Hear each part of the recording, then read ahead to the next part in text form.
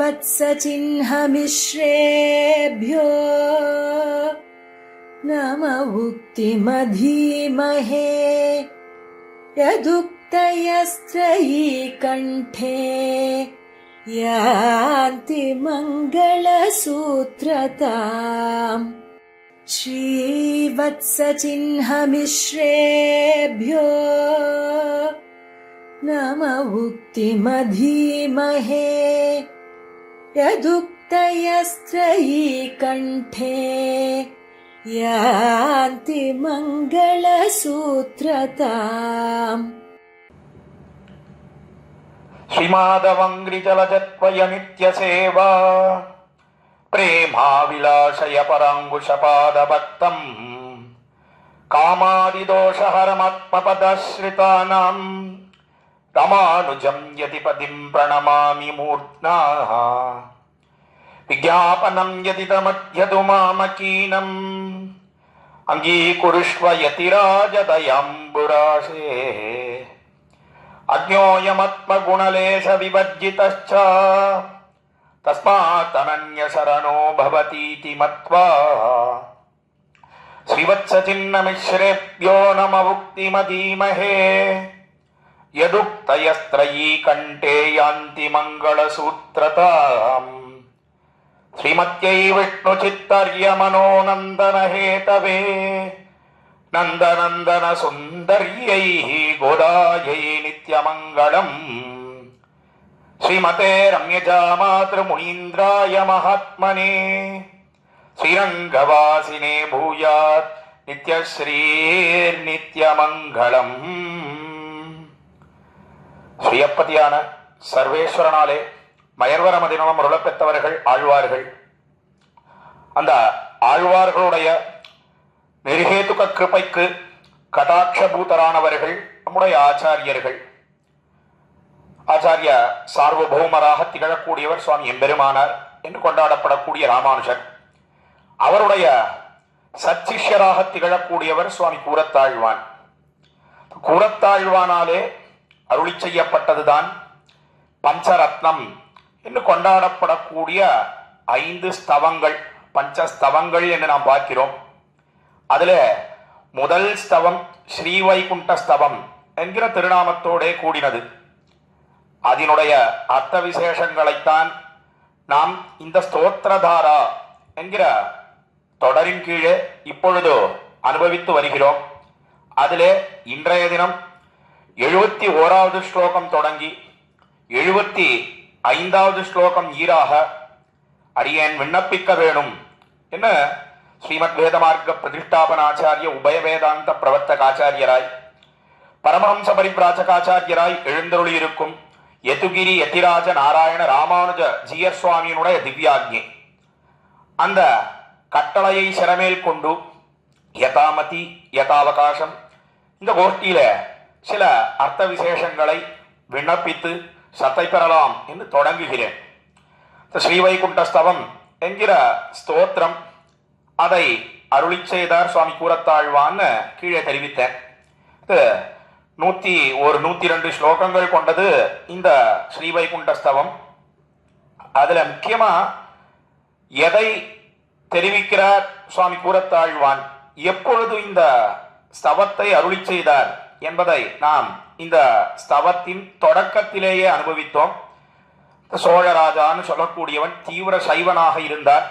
அவனுடைய ஒரு உபதிரவத்தினாலே சுவாமி ராமானுஜரையும் பிரிய நேர்ந்தது சுவாமி கூரத்தாழ்வானுக்கு. அதே சமயத்தில் தம்முடைய திருக்கண்கள், அந்த திருக்கண்களை நம்முடைய தரிசனத்துக்காக தியாகம் பண்ணினார் என்னும் நாம் சரித்திரத்தை பார்க்கிறோம்.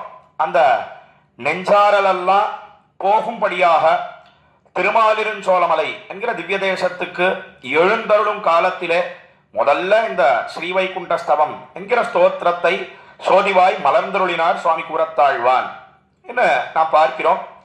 அதுல 71வது ஸ்லோகம் தொடங்கி என்ன அர்த்தங்களை வெளியிடுகிறார் சுவாமி கூரத்தாழ்வான் என்பதை முக்கியமா இந்த ஸ்ரீவைகுண்டஸ்தவத்துக்கு ஸ்ரீவே மகாவித்வான் காஞ்சி பிரதிவாதி பயங்கரன் சுவாமி 5 ஸ்தவங்களுக்குமே தத்வார்த்த சிந்தாமணி சொல்லக்கூடிய ஒரு உரை ஆங்கிலத்தில் சொல்றதுன்னா கமெண்ட்ரின்னு சொல்றோமே, அதை தாமும் அனுகிரகித்திருக்கிறார்.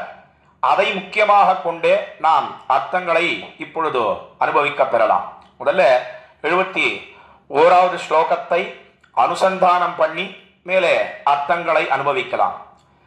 திரைவிக்ரம கிரமகிருதாக்கிரமண திரிலோகம் உத்தம் சமனுத்தமனுத்தம பக்தி பாஜாம் நித்யம் தனம் மம கதாஹி மதுத்தமாங்கம் அங்கீகரிஷ்யதி சிரம் தவ பாத பத்மம் என்பது 71வது ஸ்லோகம். இந்த ஸ்ரீவைகுண்ட ஸ்தவத்திலே இந்த ஸ்லோகத்திலே என்ன தெரிவிக்கிறார் சுவாமி கூரத்தாழ்வான் என்னால், திரைவிக்ரம கிரமகிருதா கிரமண திரிலோகம் என்ன எம்பெருமான் அவன் திரிவிக்ரம அபதானம் பண்ணினான்.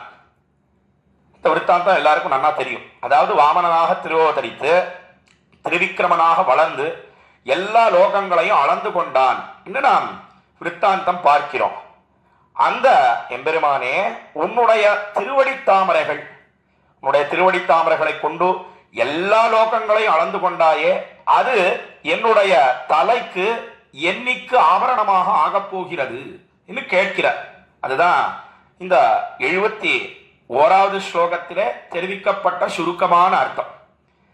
ஆழ்வார்கள் ஆச்சாரியர்கள் எல்லாருமே எதிலே ஈடுபடுகிறார்கள் என்னால் அந்த திரைவிக்ரம அபதானத்திலே ஈடுபடுகிறார்கள். அது என்ன அபதானம்? அபதானம்னு சொன்னா என்ன அர்த்தம் என்னால், அபதானம்னு சொன்னா தீர செயல், என்ன ஆங்கிலத்தில் சொல்றதுன்னா ஹீரோயிக் ஃபீட் என்று தெரிவிப்பார்கள்.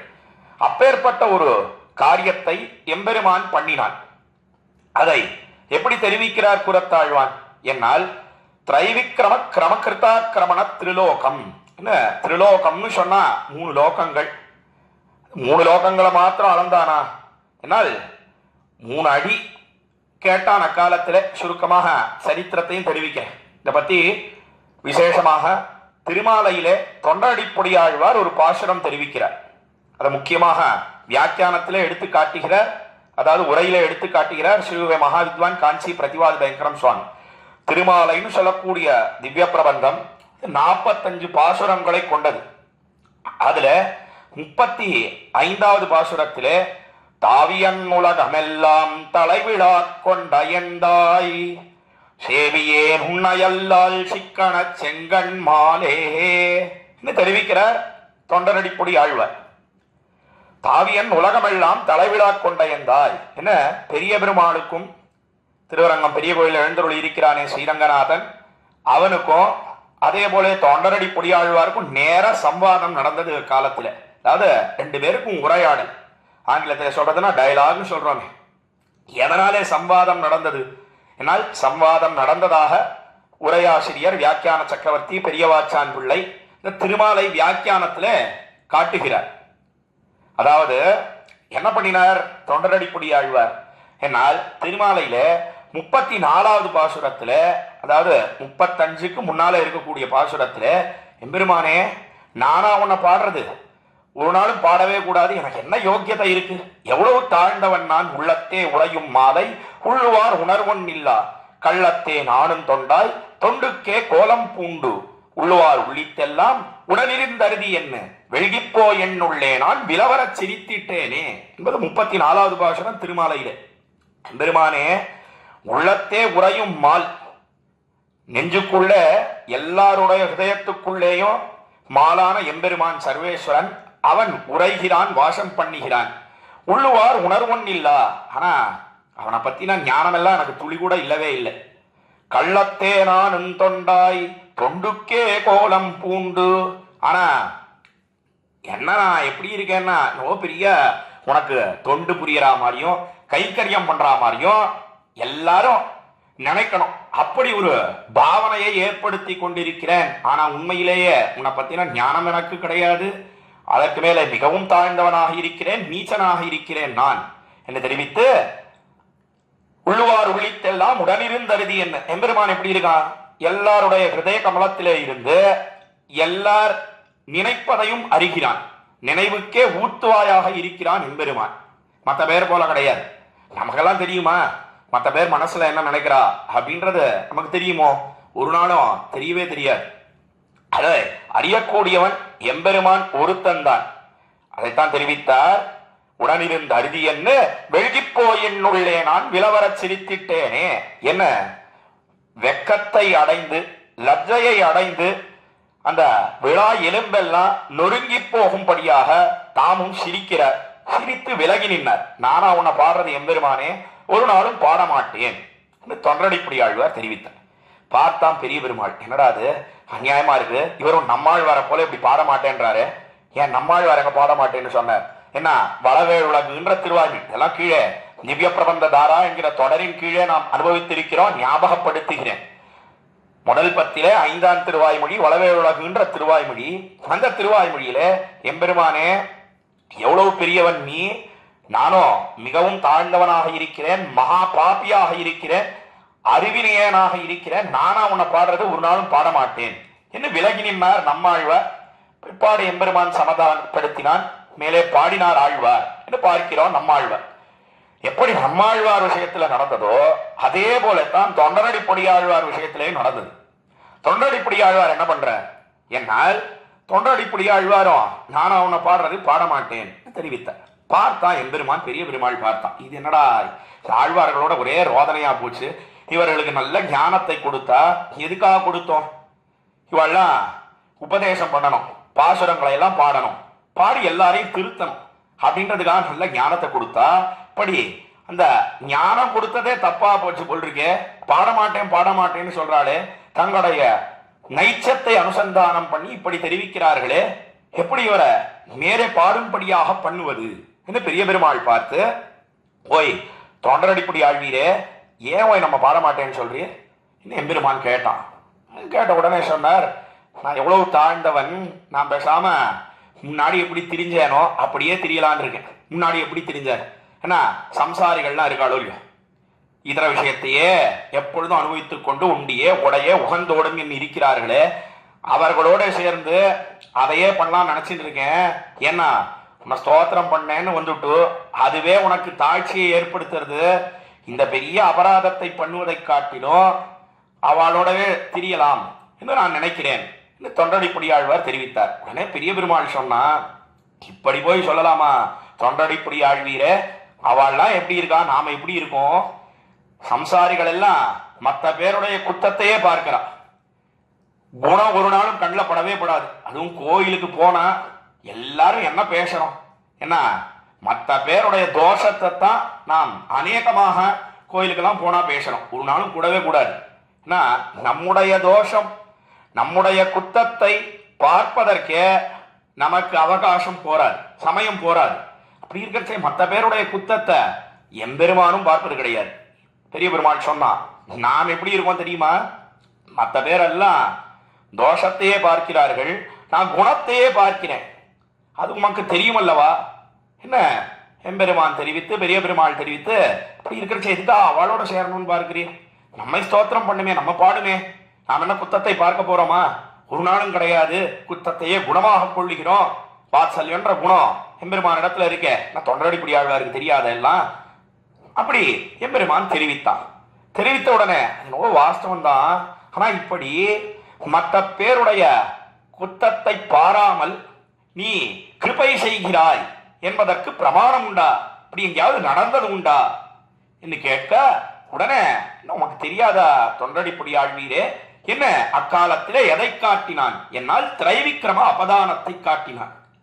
என்ன சுவாமி திருமால உபன்யாசம் சொல்லிட்டு இருக்கீரா, அல்லது ஸ்ரீவைகுண்ட ஸ்தவத்தை தானே அனுபவிச்சுட்டு இருக்கோம்? அப்படி இருக்கிறச்சே தொண்டரடிப்படி ஆழ்வாருக்கும் பெரிய பெருமாளுக்கும் நடந்த சம்வாதத்தையே விடத்துல எடுத்து நாம் அனுபவிக்கிறோம்.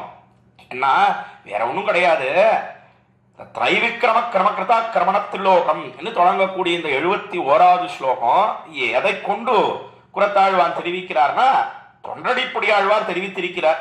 அதை மேற்கோளாக உரையிலே எடுத்து காட்டுகிறார் ஸ்ரீகுவே மகாவித்வான் காஞ்சி பிரதிவாத வைக்கிற சுவாமி.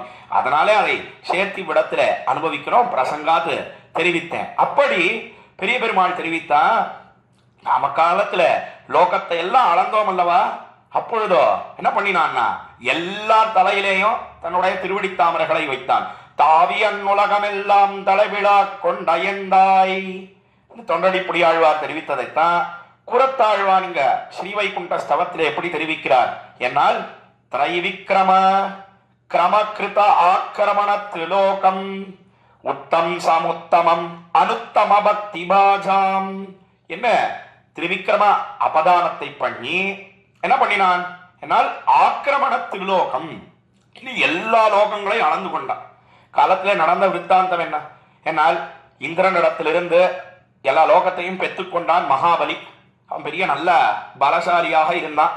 நிறைய தபஸெல்லாம் பண்ணி ஏற்கனவே அசுர குலத்திலே பிறந்திருக்கிறான். அதனாலே தோல் திணவு ஏற்பட்டது. அதற்கு மேலும் நல்ல பலிஷ்டனாக இருக்கிறான். தவமெல்லாம் ஏற்றி அநேக வரங்களையும் பெற்றிருக்கிறான். அதனால என்ன பண்ணினான் என்னால் இந்த லோகம் என்ன புவர் லோகம் என்ன எல்லாத்தையும் அபகரிச்சுட்டு அவன் ஒரு சமயம் ஒரு கடிதாசி எழுதி அனுப்பினான் இந்திரனுக்கு. 30 நாளுக்குள்ள இவனுடைய லோகத்தை காலி பண்ணிவிடணும். ஏன்னா இவன் சொர்க்கத்துக்கு அதிபதியா இருக்கானோ இல்லையோ இந்திரன், அவன் தானே ராஜாவா இருக்கான். உன்னுடைய லோகத்தை காலி பண்ணிட்டு நீ பேக் பண்ணிட்டு போகலன்னா நான் வருவேன், உன்னோட யுத்தம் பண்ணுவேன். யுத்தம் பண்ணி ஜெயிச்சுட்டேன்னா உன்னிடத்திலிருந்து இந்த லோகத்தையும் அபகரிப்பேன் என்ன அவன் 30 நாள் கெடு கொடுத்தான். 30 days நோட்டீஸ் கொடுத்தான். கொடுத்த உடனே இந்திரன் பார்த்தான். என்ன பண்றதுன்னு ஒண்ணுமே புரியல. ஒன்று கலக்கம் ஏற்பட்டது அவனுக்கு. நேராக ருத்ரன் இடத்திலே வந்தான், பரமசிவனார் இடத்திலே வந்தான், பிரம்மாவின் இடத்திலே வந்தான். இப்படியாவது நீங்க தான் கிருபை பண்ணணும்னு கேட்டான். அப்பாவெல்லாம் சொன்னா, அப்பா எங்களுக்கு வரம் கொடுப்பதற்கு தான் சாமர்த்தியம் உண்டு. நாங்கள் ஏதோ வரம் கொடுத்துட்டோம் அந்த மகாபலி சக்கரவர்த்திக்கு, அதனாலே ஏதாவது தீங்கு ஏற்பட்டதுன்னு சொன்னா, கெடுதல் விளைந்ததுன்னு சொன்னா எங்களால ஒன்றும் பண்ண முடியாது, பேசாம போயிட்டு வா அவர்கள் தெரிவித்தார்கள். அடுத்தபடியா ஸ்ரீ மகாவிஷ்ணுவினிடத்திலே வந்து சேர்ந்தான். அக்காலத்திலே மகாபலி சக்கரவர்த்தியோட எதிரிட முடியாது என்கிற காரணத்தினாலே இந்திரன் வந்து கண்ணும் கண்ணீருமாக தெரிவித்தான். அப்பொழுதோ ஸ்ரீ மகாவிஷ்ணு தெரிவித்தார், என்னதான் அசுர குலத்திலே பிறந்திருந்தாலும் கூட அவனிடத்துல சில நல்ல குணங்கள் இருக்கு. ஔதாரியம்னு சொல்லக்கூடிய நல்ல குணம் இருக்கிறது. வள்ளல் தன்மையோட கூடியிருக்கிறான் மகாபலி சக்கரவர்த்தி. அதனால இப்ப என்னால ஒன்றும் பண்ண முடியாது. இன்னும் கொஞ்ச காலம் இந்த கஷ்டத்தை நீ அனுபவித்து தீர்க்க வேணும் என்ன ஸ்ரீ மகாவிஷ்ணு தெரிவித்து விட்டார். அதனால என்ன பண்றது, நேரம் வந்தா இந்திரன் எல்லாத்தையும் காலி பண்ணிட்டான். ஏன்னா மகாபலியோட யுத்தம் பண்ணினா நேர் நிற்க முடியாது என்பதை தெரிந்து கொண்டு காலி பண்ணிட்டு போயிட்டான். 30 நாள் முடிஞ்சது. நேரம் வந்தான். பெரிய விஜய கோஷங்களை எல்லாம் எல்லாரும் சக்கரவர்த்தி வாழ்க வாழ்கான்னு சொல்லிக்கொண்டு பெரிய படை சூழ இவனோட யுத்தம் பண்ண வேணும் என்பதற்காக மகாபலி சக்கரவர்த்தி இந்திரனுடைய பட்டணத்துக்கு புறப்பட்டு வந்தான். வந்து பார்த்தா ஒருத்தரையும் காணும், இந்திரனையும் காணும். ரொம்ப சௌக்கியமா போச்சு. யுத்தம் பண்ண வேண்டிய பொழுதெல்லாம் நமக்கு மிச்சம் அப்படின்ட்டு நேரம் வந்தான். சிம்மாசனத்திலே அவன் வீட்டிலிருந்து அமர்ந்து கொண்டு அவனே அதிபதியாக இருந்து ஆட்சி புரிந்தான். அக்காலத்திலே மகாபலி சக்கரவர்த்தி இதை அறிந்து கொண்டாள். அக்காலத்திலே இந்திரனுடைய தாயார் அறிந்து கொண்ட என்னதான் இருந்தாலும் தாயார்னு சொன்னா அதிதி தேவி, அவளுக்கு வருத்தம் இருக்காதா? பையன் எப்படி கஷ்டப்படுறான்னு சொன்னா கட்டாயம் வருத்தப்படுவளோ இல்லையோ அம்மாவானவள். அதனால அவள் வருத்தத்தோட எம்பெருமானிடத்துல பிரார்த்தித்தாள். அக்காலத்திலே நீதான் எப்படியாவது என் பிள்ளைக்கு ஏற்பட்ட கஷ்டத்தை போக்க வேண்டும் என்று தெரிவிக்க, ஒன்னும் கவலைப்படாதே, நானே தம்பியாக இந்திரனுக்கு தம்பியாக வந்து பிறக்கிறேன். இன்னும் உபேந்திரனாக வாமனனாக வந்து பிறந்தான் அக்காலத்திலே எம்பெருமான் என்ன விருத்தாந்தம் பார்க்கிறோம். அந்த வாமனமூர்த்தி எப்பொழுது திருவிக்கிரம அபதானம் பண்ணினான், எப்படி ஆக்கிரமண திருலோகம்னு தெரிவிக்கிறாரே இந்த ஸ்லோகத்திலே சுவாமி கூறத்தாழ்வான். எப்பொழுதோ லோகத்தை எல்லாம் ஆக்கிரமித்துக் கொண்டான், திருவிக்கிரமனாக வளர்ந்தான். ஏன்னா அவனுக்கு தகுந்த வயசாச்சு. வயசான உடனே திரு யஜ்யோபவீதம் பிரம்மோபதேசம் அதையெல்லாம் பண்ணி வச்ச பூணூல் அணிவித்தார் தகப்பனார். தபஸ் பண்ணிட்டு உட்கார்ந்து இருக்கான். அப்பொழுது இந்த வாமனமூர்த்தி தம்முடைய ஆசிரமத்திலே அப்பொழுதுதான் ஒரு பெரிய யாகத்திலே தீட்சித்திருந்தான். யாருன்னா இந்த மகாபலி சக்கரவர்த்தி. என்னன்னா யார் வந்து எதை கேட்டாலும் கொடுக்கிறது. என்ன ஒரு ஔதாரியம்னு சொல்லக்கூடிய குணம், கீழே சொன்னேன் இல்லையா, வள்ளல் தன்மை, அந்த குணத்தோட கூடியிருந்தான். பார்த்தான் வாமனமூர்த்தி, இதுதான் சரியான சந்தர்ப்பம், இதான் சரியான சான்ஸ். இந்திரா நீ நேர போய் வேற ஒன்றும் கேட்க வேண்டாம் அவனிடத்துல. என்ன கேளு, என்ன என்னிடத்திலிருந்து லோகத்தை அபகரித்தாயே அதை திருப்பி கொடுப்பாயாக என்ன அவனிடத்துல கேட்டா கட்டாயம் கொடுத்துதான் ஆகணும், இதுதான் சரியான சான்ஸ், சரியான சந்தர்ப்பம், நீ போய் கேளு பிராப்தி என்று தெரிவித்தான். அப்பொழுதோ இந்திரன் சொன்னான் வாமனிடத்துல, ரொம்ப நல்லா இருக்கு, நானா போறது, என்னுடைய கௌரவம் என்ன இருக்கு, நான் போய் அவனிடத்துல பிச்சை கேட்கிறதா, அர்த்திப்பதா, யாசிப்பதா, ஒரு நாளும் முடியவே முடியாது. நான் காலத்திலே தெரிவித்தான் இந்திரன். அவன் இழி தொழிலாக நினைத்ததை இவன் பண்ணினான காலத்திலே இந்திரனுக்காக என்று பார்க்கிறோம். தாவியன் உலகமெல்லாம் தலைவிழா கொண்டையந்தாய் திரைவிக்கிரம கிரமகர்த்தாக்கிரமண திலோகம் என்ன தொண்டடிப்படி ஆழ்வார் தெரிவித்ததை இவ்விடத்திலே ஸ்ரீவைகுண்ட ஸ்தவத்திலே 71வது ஸ்லோகத்திலே சுவாமி கூரத்தாழ்வான் தெரிவிக்கிறார் என்ன நாம் பார்க்கிறோம்.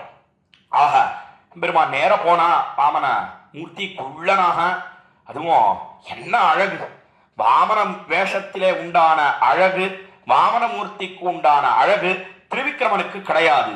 நம்முடைய பூர்வாச்சாரியர்கள் எல்லாம் கொண்டாடுகிறார்கள். எதனாலே? ஏன்னா தன்னுடைய திருமேனியிலே உண்டான மாதுரியம், அழகு மொத்தத்தையும் அவ்வளவு சின்ன வடிவிலே அடக்கி கொண்டானோ இல்லையோ, எதை போல இருக்கக்கூடிய ஒண்ணு. என்னால் திரட்டுப்பாலிலே உண்டான மாதுரியம் பாலிலே உண்டோ என்ன தெரிவிக்கிறார்கள் நம்முடைய பூர்வாச்சாரியர்கள். நல்ல பாலை நன்னா காய்ச்சது, காய்ச்சி 10 லிட்டர் பாலை 1 லிட்டர் பாலா சுருக்குவது, 1/2 லிட்டர் பாலா சுருக்குவது, திரட்டு பால் பண்ணினா எவ்வளவு நன்னா இருக்கும். அதுல உண்டான மாதுரியம் எங்கேயாவது பால்ல உண்டோ? கிடையவே கிடையாது. அந்த திரட்டுப்பால் போலே வாமனமூர்த்தி எழுந்தருளி இருக்கிறான் என்று தெரிவித்து தன்னுடைய அழகென்ன, அதற்கு மேலே தன்னுடைய முக்த பாஷணம், அவ்வளோ அழகா பேசினா காலத்திலே கொள்வண்ணான் மாவலி மூவடி தாவென்ன கல்வனே என்ன தெரிவிக்கிறார் நம்மாழ்வார். தம்முடைய திருவாய்மொழியிலே மகாபலியினுடைய யஜ்யவாடத்துக்கு வந்து சேர்ந்தான், தன்னுடைய அழகாலே வசீகரித்தான் மகாபலியை. தன்னுடைய முக்த பாஷணம், அழகிய பேச்சு, பேச்சாலே வசீகரித்தான், அவனை வஞ்சித்து நெஞ்சுருக்கி மண்ணளந்தான். என்னுடைய பாதத்தால மூவடி மூவடி போய் ஒன்னும் சரியாலாம் பேசவே இல்லை. போன உடனே மாவலின்னு கூட்ட உடனே யாராது மகாபலின்னு நம்முடைய தாயார் தகப்பனா நமக்கு பேர் வச்சிருக்கா, அந்த பேரை பூர்ணமா சொல்லி கூப்பிடுறதுக்கே எல்லாரும் பயப்படுவா. அந்த பேரை சுருக்கி யாரோ ஒருத்த மாவலின்னு கூப்பிடுறானே, என்ன எங்கே இந்த குரல் வருது, துவனி வருதுன்னு இப்படி திரும்பி பார்த்தா சின்ன குள்ளனா நின்றுட்டு இருக்கான் வாமனமூர்த்தி. உடனே சொன்னது என்னன்னா மூவடி மூவடி என்ன மூவடி வேணும். சரியா பேசக்கூட தெரியல, ஏன்னா பிச்சை எடுத்து வழக்கமே இல்லையோ எம்பெருமானுக்கு. அதனால இப்படி வார்த்தை சொன்னான், அனன்வித பாஷணங்களை பண்ணான் என்னெல்லாம் நம்முடைய பூர்வர்கள் உரைகளிலே காட்டுகிறார்கள். அப்படி 3 அடியை யாசித்தான், அவனும் கொடுத்த உடனே 2 அடியாலே ஈரடியால் முடித்து கொண்ட முக்கியமும் என்று தெரிவிக்கிறாரே நம்மாழ்வார் ஒரு பாசுரத்துல. அந்த கிரமத்தில ஒரு திருவடியானது மேல போச்சு, மேலே இருக்கக்கூடிய 7 லோகங்கள் பூஹு புவஹா சுபஹா மகஹா ஜனஹா தபஹா சத்தியம் சொல்லக்கூடிய லோகங்கள் என்ன, மற்றொரு திருவடியானது அது கீழே போய் அத்தல வித்தல சுத்தல ரசாத்தல தலாத்தல நாகலோக பாத்தாளம் சொல்லக்கூடிய லோகங்கள், அதையெல்லாம் பூர்ணமாக அளந்து கொண்டது. 3வது அடிக்கு இடமே இல்லை. அதனாலே ஒன்னும் தருகவனா மாவலியை சிறையில் வைத்தார், ஒரு அடிக்கு இடமே இல்லாமல் போச்சு, அதனாலே சிறையிலே வைத்தான் மகாபலியை என்ன நாம் விருத்தாந்தம் பார்க்கிறோம். அதைத்தான் தாவியன் உலகம் எல்லாம் தலைவிழா கொண்டயந்தா, இப்படி லோகத்தை எல்லாம் அளந்தானே, அளந்த காலத்திலே பண்ணின காரியம் என்ன? எம்பெருமானே நியாயமா நீ என்ன பண்ணிருக்கணும்? இந்திரன் கேட்டதோ தன்னுடைய லோகத்தை தான். அப்படி இருக்கச்சே அந்த லோகத்தை மாத்திரம் அளந்து கொண்டு இருக்க வேணும். ஆனா அப்படி செய்யாமல் அந்த மும்மடியை யாசித்து உலகமெல்லாம் தலைவிழா கொண்ட எந்தாய் என்ன லோகத்திலே இருக்கக்கூடிய எல்லார் தலையிலேயும் காலை வைத்தாயே ஆக்கிரமண திரிலோகம் என்று தெரிவிக்கிறார். இங்க கூரத்தாழ்வான் தொண்டரடிப்படி ஆழ்வார் என்று சொன்னதைத்தான் இங்க வடமொழியிலே தெரிவிக்கிறார். ஆக்கிரமண திரிலோகம், இப்படி எல்லா தலையிலேயும் காலை வைத்தாயே எம்பெருமானே, நீ எதுக்காக இந்த காரியத்தை பண்ணினாய் கேட்ட. வேற ஒண்ணும் கிடையாது, தன்னால தரித்திருக்க முடியாது. யாராவது கேட்டாளா? எம்பெருமானே சீக்கிரமா உன்னுடைய தலையை, உன்னுடைய திருவடித்தாமரைகளை என்னுடைய தலையின் மீது வைக்க வேணும். நீ யாராவது கேட்டாளா? யாரும் கேட்கல. தெரிஞ்சிருந்தா கூடவே கூடாதுன்னு சொல்லியிருப்போம். ஆழ்வார்கள் எல்லாம் அவள்லாம் என்ன ஆசைப்படுறா? நான் எம்பெருமானே, உன்னுடைய திருவடித்தாமரைகள் அது என்னுடைய தலையின் மீத நீ வைக்க வேணும் என்ன ஆழ்வார்கள், ஆச்சாரியர்கள், சத்துக்கள், நல்லோர்கள் எல்லாம் ஆசைப்படுகிறார்கள். ஆனா சம்சாரிகளான நாம் தெரிஞ்சிருந்தா என்ன பண்ணிருக்கோம்? நான் கூடவே கூடாது. என்னது, நீ போய் என் தலையில கால வைப்பதா? ரொம்ப நல்லா இருக்கு, அதெல்லாம் கூடவே கூடாது என்று நாம் விலக்கி இருப்போம். ஆனா நமக்கு தெரியவே தெரியாது. அதனால்தான் எம்பெருமான் என்ன பண்ணான்? என்னால் இந்த விளக்காமையே பத்தாசாகா. இன்னும் யாரும் விளக்கலையோ இல்லையோ, தெரிஞ்சிருந்தா விளக்கியிருப்போம். ஆனா நமக்கு தெரியாது. தெரியாத காரணத்தினாலே எல்லார் தலையிலேயும் தன்னுடைய திருவடித்தாமர்களை வைத்தான். அது முக்கியமான காரணம் என்ன? என்னால் தலை விழா கொண்டயந்தா, எல்லாத்தையும் விழாக்கொலை கொண்டான் எம்பெருமான். விழாக்கொலை கொள்ளுவதுன்னா என்னன்னா, பூர்ணமாக அப்படியே விழுங்கி விடுவது, முழுக்காய் அவியுவது என்னெல்லாம் தெரிவிப்பார்கள். யானை இருக்க அது அந்த பழத்தை அப்படியே பூர்ணமா விழுங்கி விடுவது, அதெல்லாம் கபடி கணிப்பது என்று தெரிவிப்பார்கள். அப்படி விழா கொண்டயந்தாய், இனி எதுக்கா இப்படி பண்ணினாயே எம்பெருமானே? என்னால் அதுதான் ரக்ஷகனுடைய பாரிப்புன்னு காட்டினார்கள். சர்வ ரக்ஷகனாக இருக்கக்கூடிய எம்பெருமான், அதாவது எல்லாரையும் காப்பாற்றக்கூடியவன் எம்பெருமான் தானே. அவன் காத்துட்டே இருக்கான், எப்ப இவர்கள் தலையில எல்லாம் கால வைக்கலாம். என்ன ஒரு தாயாரானவள் எப்படி குழந்தைய அணைத்து கொண்டு படுத்து கொள்ளுகிறாளோ, அந்த குழந்தை அது திரும்பிட்டு படுத்துன்றது. ஆனா அந்த குழந்தையை விடுவதே கிடையாது. தாயாரானவள் தான் தன்னுடைய கையாலே நன்றாக அணைத்து கொண்டே கிடக்கிறாள் என்று பார்க்கிறோம். அதே போலதான் தாயாய் அளிக்கும் தந்தாமரை கண்ணனாக இருக்கக்கூடிய எம்பெருமான் என்ன பண்றான்? ஏன்னா எல்லா தலையிலேயும் தன்னுடைய திருவடித்தாமரைகளை வைக்கிறான். அதைத்தான் விடத்துல திரைவிக்ரம கிரமகிருதாக்கிரமண திரிலோகம் உத்தம் சமுத்தம மனுத்தம பக்தி பாஜாம் என்று தெரிவிக்கிறார் எம்பெருமானே. குரத்தாழ்வான் சொல்றார் இந்த ஸ்ரீவைகுண்ட ஸ்தவத்திலே, இந்த 71வது ஸ்லோகத்திலே, நீ அக்காலத்திலே எல்லா தலையிலேயும் காலை வைத்தாயே, திருவடித்தாமரைகளை வைத்தாயே, அதே போல என்னுடைய தலையிலே உன்னுடைய திருவடித்தாமரைகளை வைக்க வேணும். எப்பொழுதோ அலங்கரிக்க போகிறது என்ன கேட்கிறார்.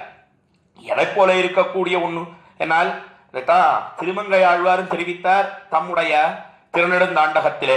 ஒன்மிதியில் புனலுரி ஒரு கால் நிற்பா, ஒரு காலும் காமரி சீரவுணனுள்ள தென்மதியும் கடந்தண்ட மீது போகி இருவிசிம்பின் உடுபோய் எழுந்து மேலை தன்மதியும் கதிரவனும் தவிர ஓடி தாரகையின் புறம் தடவி அப்பால் மிக்கு மண் முழுதும் அகப்படுத்து நின்ன எந்தை மலர்புறையும் திருவடியே வணங்கினேனே தெரிவிக்கிறார் திருநெடுந்தாண்டகத்திலே 5ஆம் பாசுரத்திலே. ஒன்மிதியில் புனலுருவி ஒரு கால் நிற்பா, ஒரு காலும் காமரிசி ரவுணன் உள்ளத்து.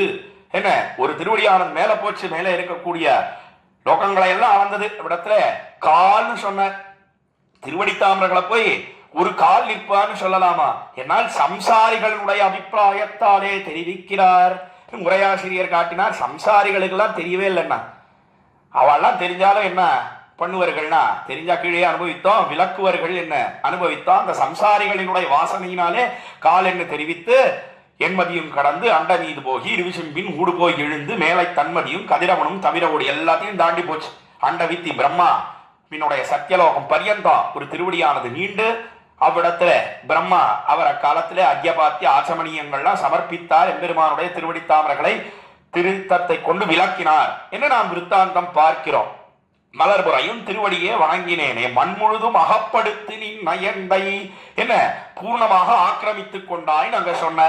அதைத்தான் ஆக்கிரமண திரிலோகம் இவ்விடத்திலே தெரிவிக்கிறார். மண் முழுதும் அகப்படுத்து நின்ன எந்தை மலர்புறையும் திருவடியே வணங்கினேனே. மலர்புறையும் திருவடியாக ஆயித்து அந்த திருவடித்தாமர்கள் மிகவும் போக்கியமாக இருக்கிறது என்ன தெரிவித்த.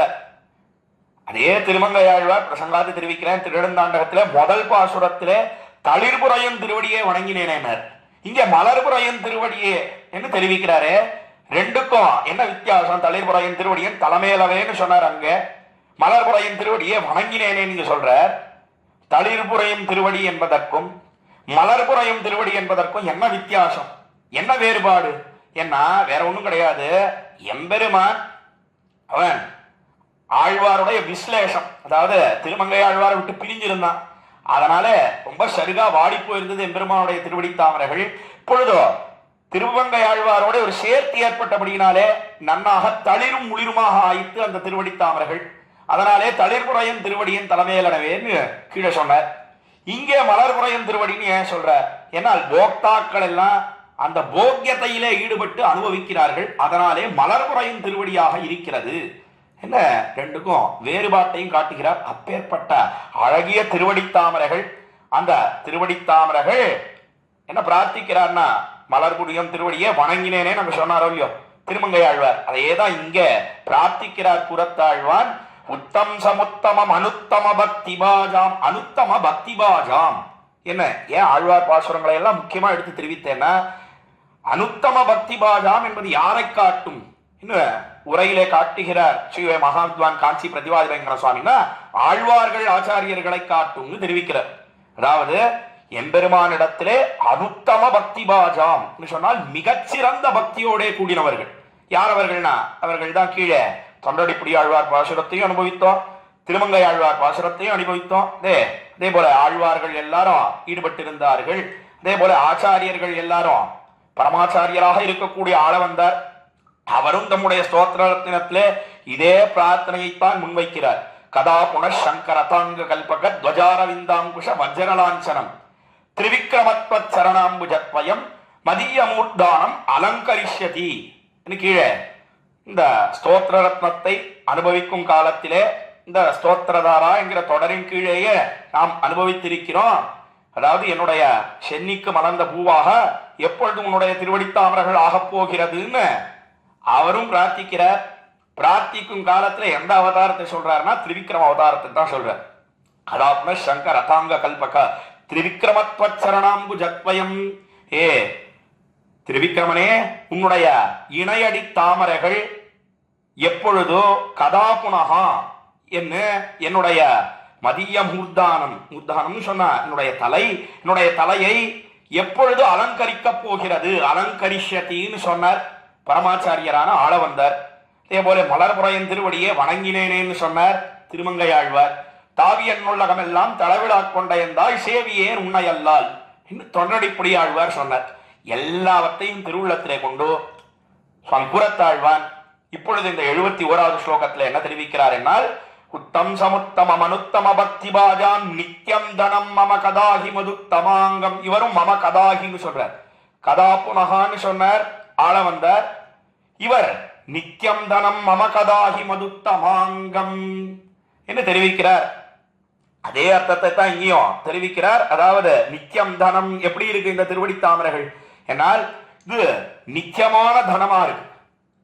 இன்னைக்கு நேத்திக்கா இது நான் ஏதோ கொஞ்ச நாள் எம்பெருமானுடைய திருவடி தாமரைகள் அது தலைக்கு அணியாக ஆக வேணும்னு ஆசைப்படுவார், அப்புறம் விட்டுட்டு போயிடுவாரா எம்பெருமானை கேட்டா அதெல்லாம் கிடையவே கிடையாது. நித்தியம் தனம் சாஸ்வதமான செல்வமாக இருக்கிறது எம்பெருமானுடைய திருவடி தாமரைகள்.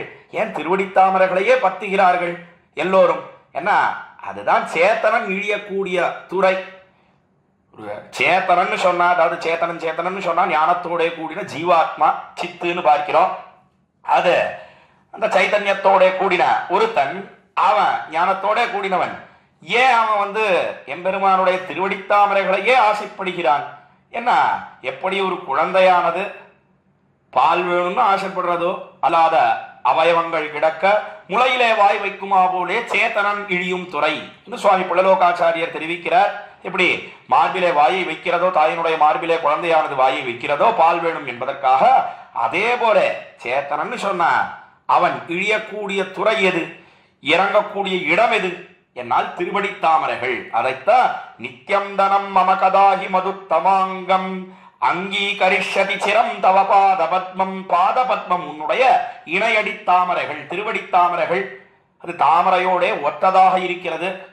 தாமரை சுமந்து கொண்டேவும் இருக்கிறது அந்த திருவடிகளை. காலத்துல தாமரைக்கும் திருவடிகளுக்கும் போட்டியெல்லாம் ஏற்பட்டு யாருக்கு விகாசம் அதிகம் என்று போட்டி ஏற்பட்டு தாமரையானது தோற்றி போய்த்து அந்த திருவடிகளை சுமக்கிறது என்னெல்லாமும் நாம் பார்க்கிறோம். ஆழ்வார் மற்றொரு பாசுரத்திலே தெரிவித்திருக்கிறார். அப்படி தாமரையோட ஒத்த திருவடிகள் எப்பொழுதோ என்னுடைய தலைக்கு அணியாக ஆபரணமாக ஆகப் போகிறது எம்பெருமானே என்ன பிரார்த்தித்து இந்த 71வது ஸ்லோகத்தை தலை கட்டுகிறார் சுவாமி கூரத்தாழ்வான். அதுவும் இந்த 71வது ஸ்லோகம் அது எப்படி இருக்குன்னா, இந்த ஸ்ரீவைகுண்ட ஸ்தவத்திலே 69வது ஸ்லோகம் தொடங்கி 4 ஸ்லோகங்கள் சுவாமி ராமானுஜர் தம்முடைய கத்தியத்ரயத்திலே ஸ்ரீவைகுண்ட கத்தியத்திலே எப்படி பிரார்த்தனையை முன்வைத்தாரோ அதை அனுசரித்து இருக்கிறது என்ன ஸ்ரீ மகாவித்வான் காஞ்சி பிரதிவாத வெங்கடம் சுவாமி காட்டுகிறார். அதாவது ஸ்ரீவைகுண்ட கத்தியத்திலே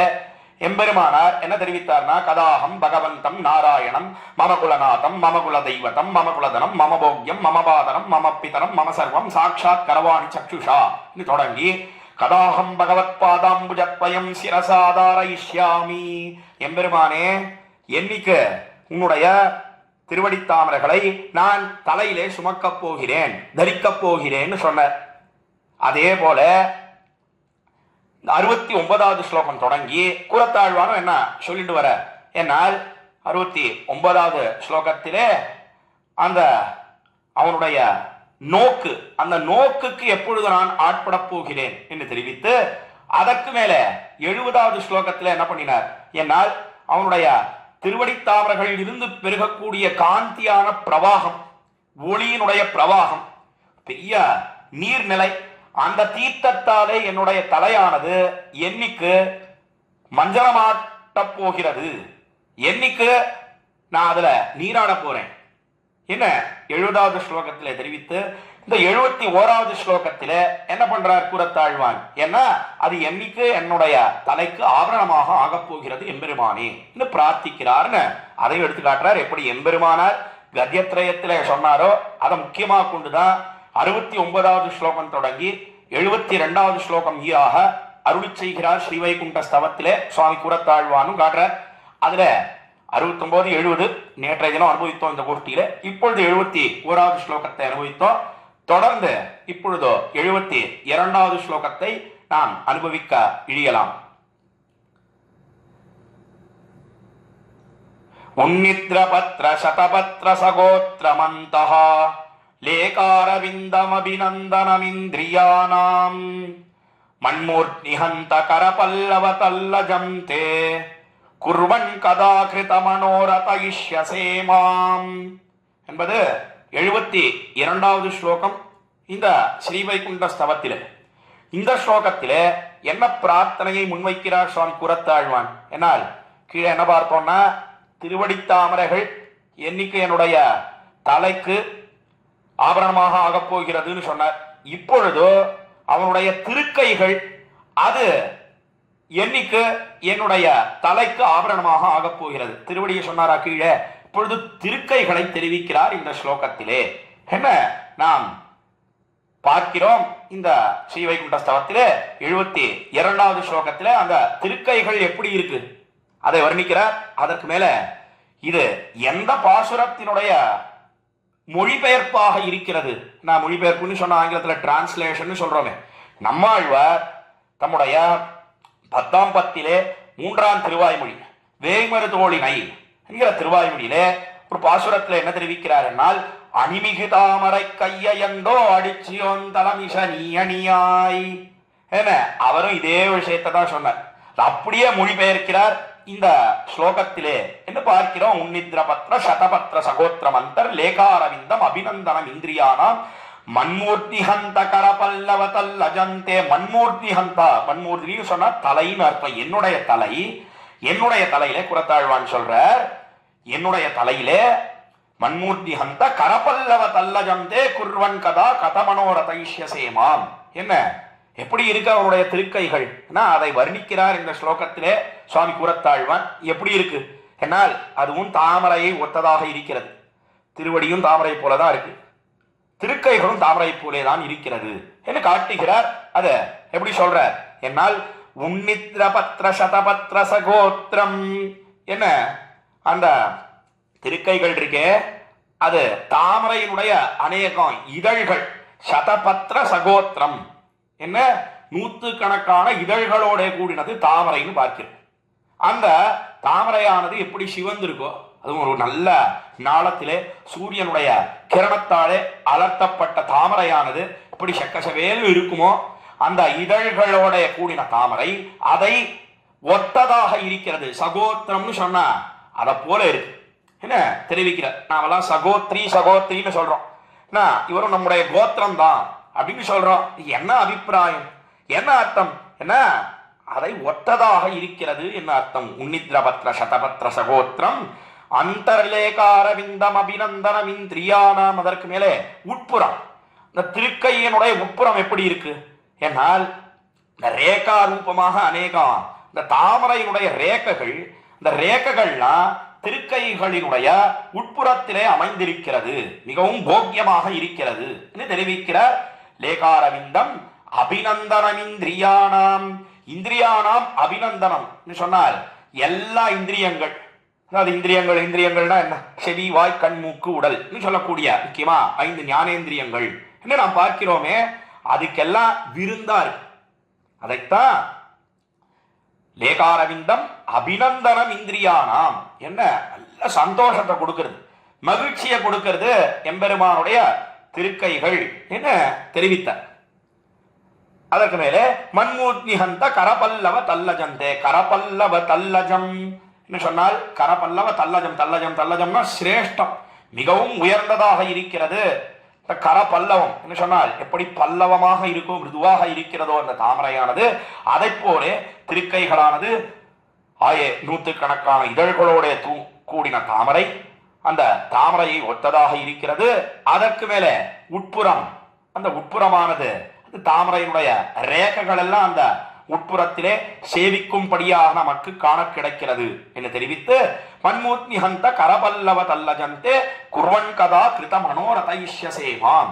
என்ன பெருமானே, என்னைக்கு அந்த திருக்கைகளை என்னுடைய தலையின் மேலே வைத்து என்னை நீ சந்தோஷமடையும்படியாக செய்ய போகிறாய், என்னைக்கு நீ கையை என் தலையில வைக்கிறாயோ அன்னைக்குதான் எனக்கு ஆனந்தம் என்ன தெரிவிக்கிறார் கூறத்தாழ்வன்.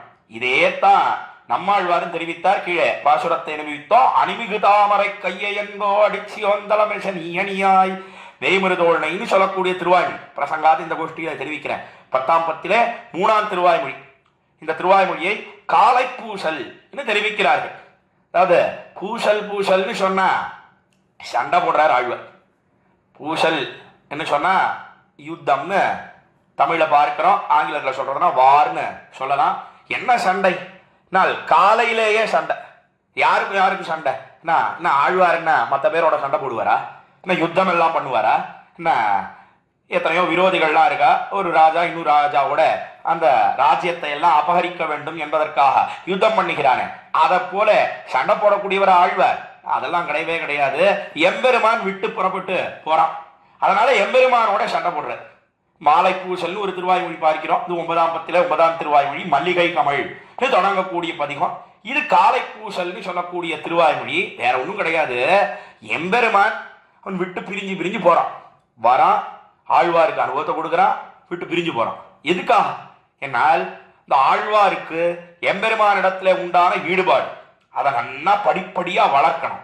பரபக்தி, பரஜான, பரமபக்தி பர்யந்தம் வளர்க்க வேணும் என்பதற்காக எம்பெருமான் என்ன பண்றான் என்னால் சிறிதாக சாத்மிக்க பொறுக்க ஆழ்வாருக்கு அனுபவத்தை கொடுத்து தான் விலகி போகிறான். விலகி போகல எம்பெருமான். ஆனாலும் கூட அந்த காலை பொழுது வந்தவுடனே என்ன நினைச்சார் ஆழ்வார் என்னால் அவன் புறப்பட்டு போவதாகவே நினைத்தார்.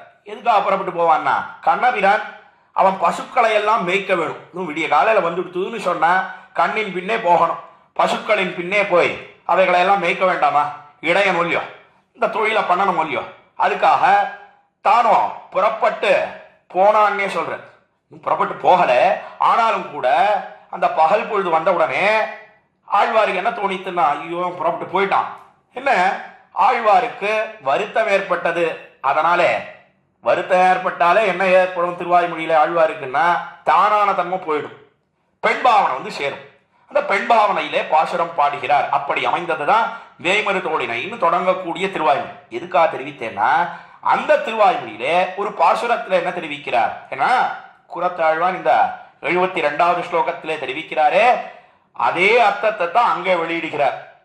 பனிமொழி நினைதரும் ஆவிவேமால் பகல் நிறமேக்கிய போயகண்ணா பிணியவழி மல்லிக வாடதூவா பெருமணமாலையும் வந்தின்னாதோ அணிமிகு பார்வினில் முல்லைப்போது என் மணமுலை கமழ்வித்து உன் வாயமுதம் தந்து அணிமிகு தாமரை கையந்தோ அடிச்சியோந்தலமிஷ நீயணியாய் அந்த பாசுரத்துல தெரிவிக்கிறார் நம்மாழ்வார். கண்ணா, பகல் பொழுது வந்துடுத்தோ, நீ பசுக்களை எல்லாம் மேய்க்கணும். அதுவும் பசுக்கள்னு சொன்னா எம்பெருமானுக்கு ரொம்ப இஷ்டம்.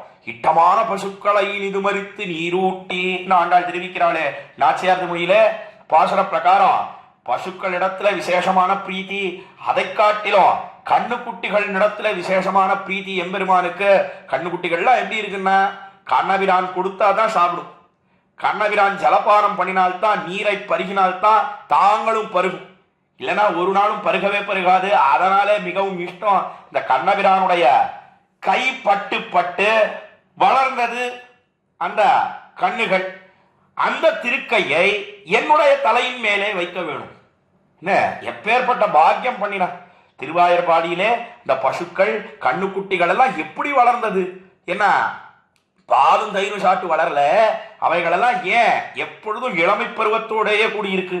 ஏன்னா கண்ணபிரான் அது அவனுடைய ஹஸ்தஸ்பர்ஷம்னா கையால நல்லா தொட்டு தொட்டு தடவி கொடுக்கிறான், உபலாலனம் பண்ணுகிறான் அந்த பசுக்களையும் கண்ணுகளையும். அதனால எப்பொழுதும் கண்ணபிரானை போலவே இளமையோட கூடி இருக்கின்றன என்னெல்லாம் நம்முடைய பூர்வாச்சாரியர்கள் தெரிவிக்கிறார்கள். அதைத்தான் இங்க பராங்குஷ நாயகின்னு சொல்லக்கூடிய ஆழ்வார் என்ன சொல்றாருன்னா, பகல் நிற மேக்கிய போய கண்ணா, கண்ணா நீ புறப்பட்டு போயாச்சுன்னே சொல்ற. நான் இன்னும் புறப்பட்டு போகல, அதை கீழே நான் பார்த்தோம். அதனால எனக்கு ரொம்ப கஷ்டமா இருக்கு, வருத்தமா இருக்கு. என்ன என் மலமுல கமழ்வித்து உன் வாயமுதம் தந்து அணிமிகு தாமரை கையந்தோ. உன்னை நினைக்கிறதுக்கே முடியலப்பா, நாக்கெல்லாம் அப்படியே உலர்ந்து போச்சு, ஒட்டின்னு. அதுக்காக நீ என்ன பண்ணணும்? என்னால் வேற ஒன்றும் கிடையாது. நாக்கெல்லாம் நமக்கு ஒட்டிண்டு போச்சுன்னு சொன்னா என்ன பண்றோம்? நான் தீர்த்தத்தை எடுத்து சாப்பிட்றோம், அல்லது திராட்சை எடுத்து வாயில போட்டுக்கிறோம். திராட்சை எடுத்து வாயில போட்டுட்டோம்னா அந்த ஜலமானது ஊறி அப்பாடான் இருக்கு, நமக்கு அந்த தாகம் தணிக்கிறது என்று பார்க்கிறோம். அப்படி நாக்கெல்லாம் உலர்ந்த காலத்துல ஆழ்வாருடைய முந்திரி கைப்பழம் இது. முந்திரி கைப்பழம்னு சொன்னா திராட்சை. வியாக்கியானத்திலே காட்டுகிறார் சுவாமி நம்பிள்ளை 736 படியிலே அணிமிகு தாமரை கையந்தோ என்கிற இடத்துல என்ன தெரிவிக்கிறார் என்னால் இவருடைய முந்திரி கைப்பழம் இருக்கிறபடி தெரிவித்தார். அதெல்லாம் முந்திரி கைப்பழம்னு சொன்னா என்னன்னா திராட்சை. இவருடைய திராட்சை எது? இவருக்கு அந்த வறட்சி எல்லாம் நீங்கணும்னு சொன்னா நமக்கு திராட்சை வேணும், தீர்த்தம் வேணும். அதை போல இவருடைய திராட்சை எது? என்னால் எம்பெருமானுடைய ஹஸ்தஸ்பர்ஷம்னா இவருக்கு திராட்சை. இவருடைய முந்திரி கைப்பழம் எம்பெருமானுடைய திருக்கைகள். அந்த திருக்கைகளாலே என்னை தீண்ட வேணும். அணிமிகு தாமரை கையந்தோ.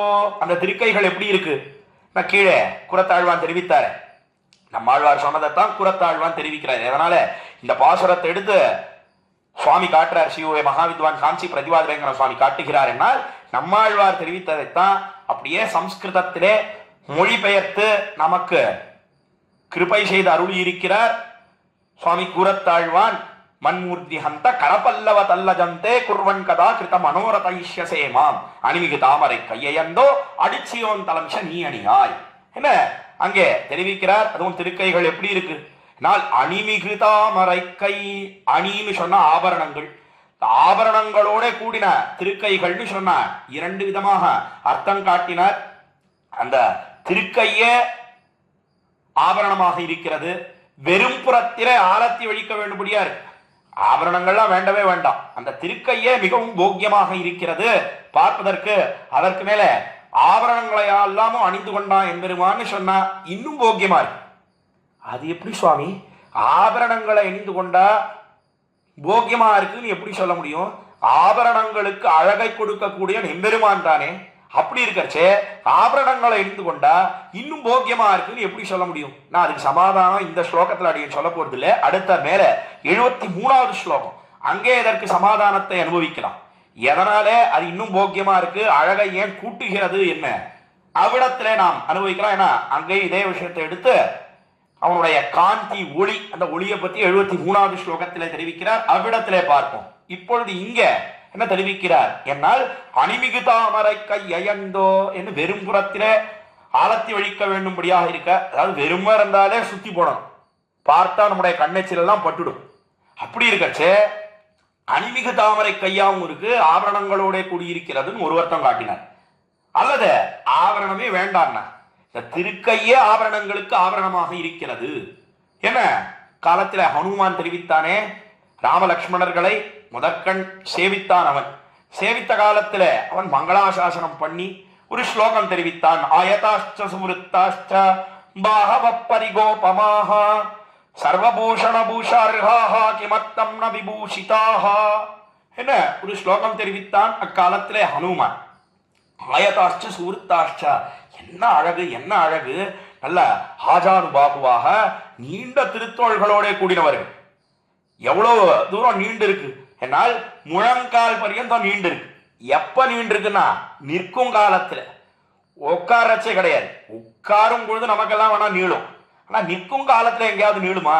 என்ன ஒரு நாளும் அந்த நீண்ட கைகள்லாம் நமக்கு கிடையவே கிடையாது.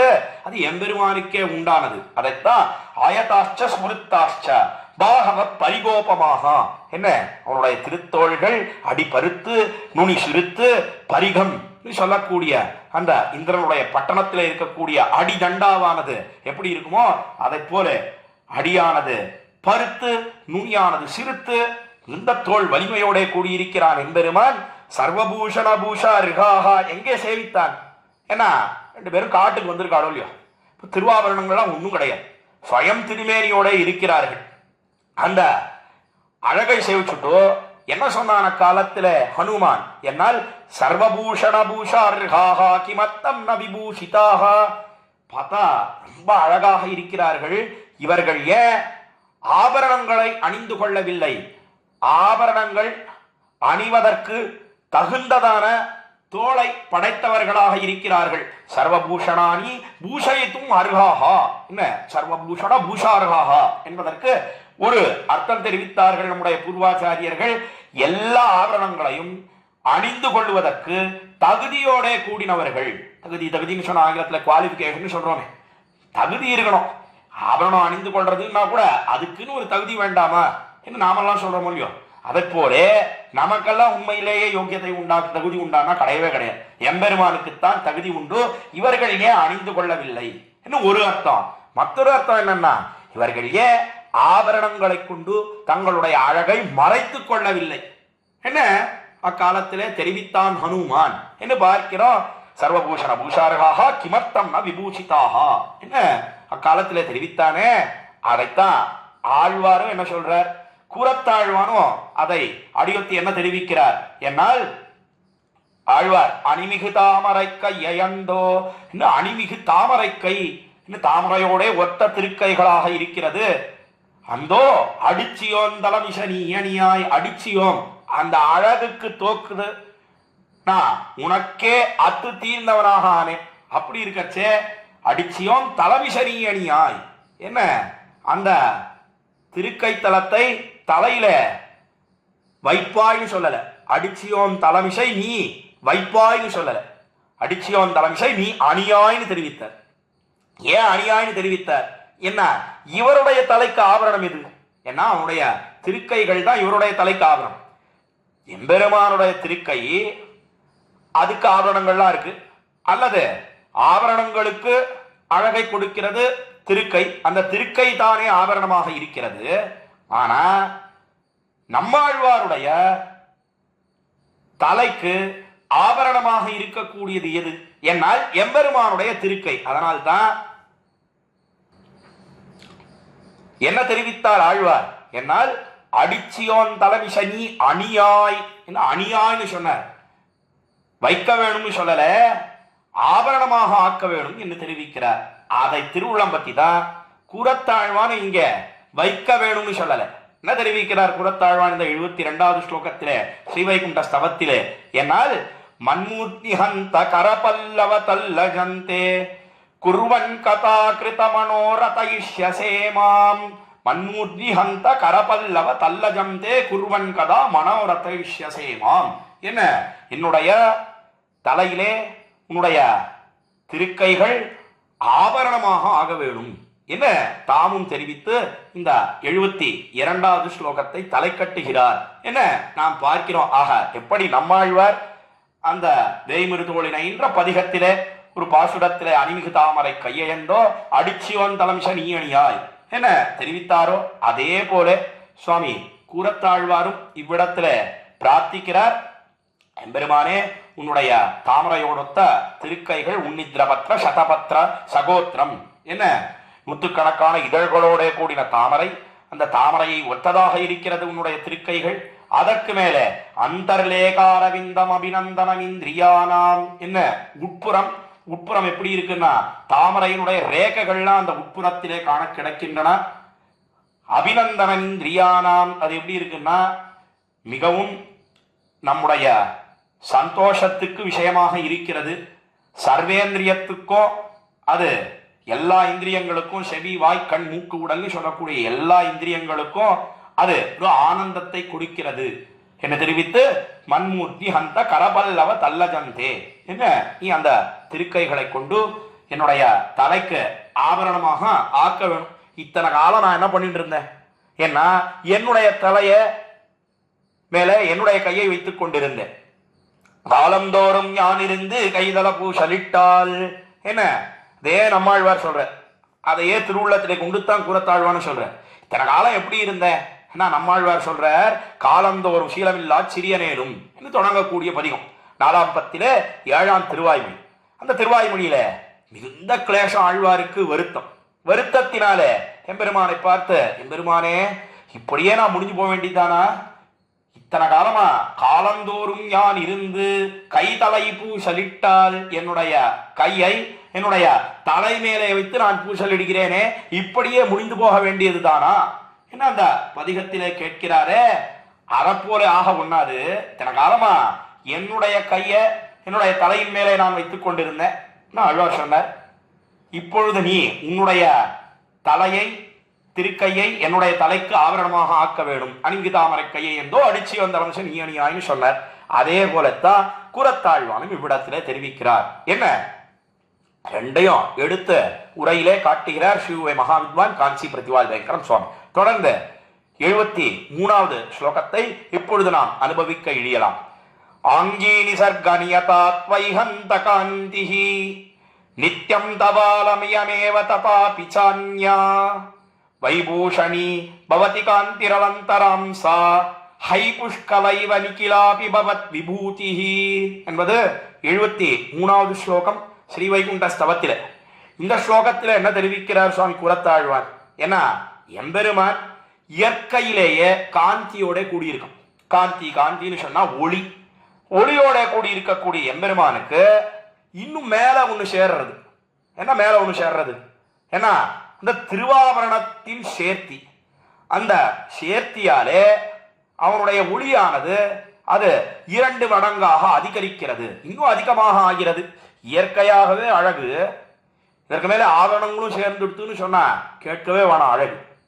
அதை நான் என்னன்னு சொல்லுவேன், அதை பூர்ணமாக அனுபவிக்க வேணும். எப்பொழுது நாம் அனுபவிக்க போகிறோம் என்ன பிரார்த்திக்கிறார் இந்த 73வது ஸ்லோகத்தில். ஆக 71வது ஸ்லோகத்தில் என்ன பார்த்தோம்னா, எம்பெருமானே உன்னுடைய திருவடித்தாமர்கள் எப்பொழுது என்னுடைய சென்னிக்கு ஆபரணமாக ஆகப் போகிறதுன்னு தெரிவித்தார்.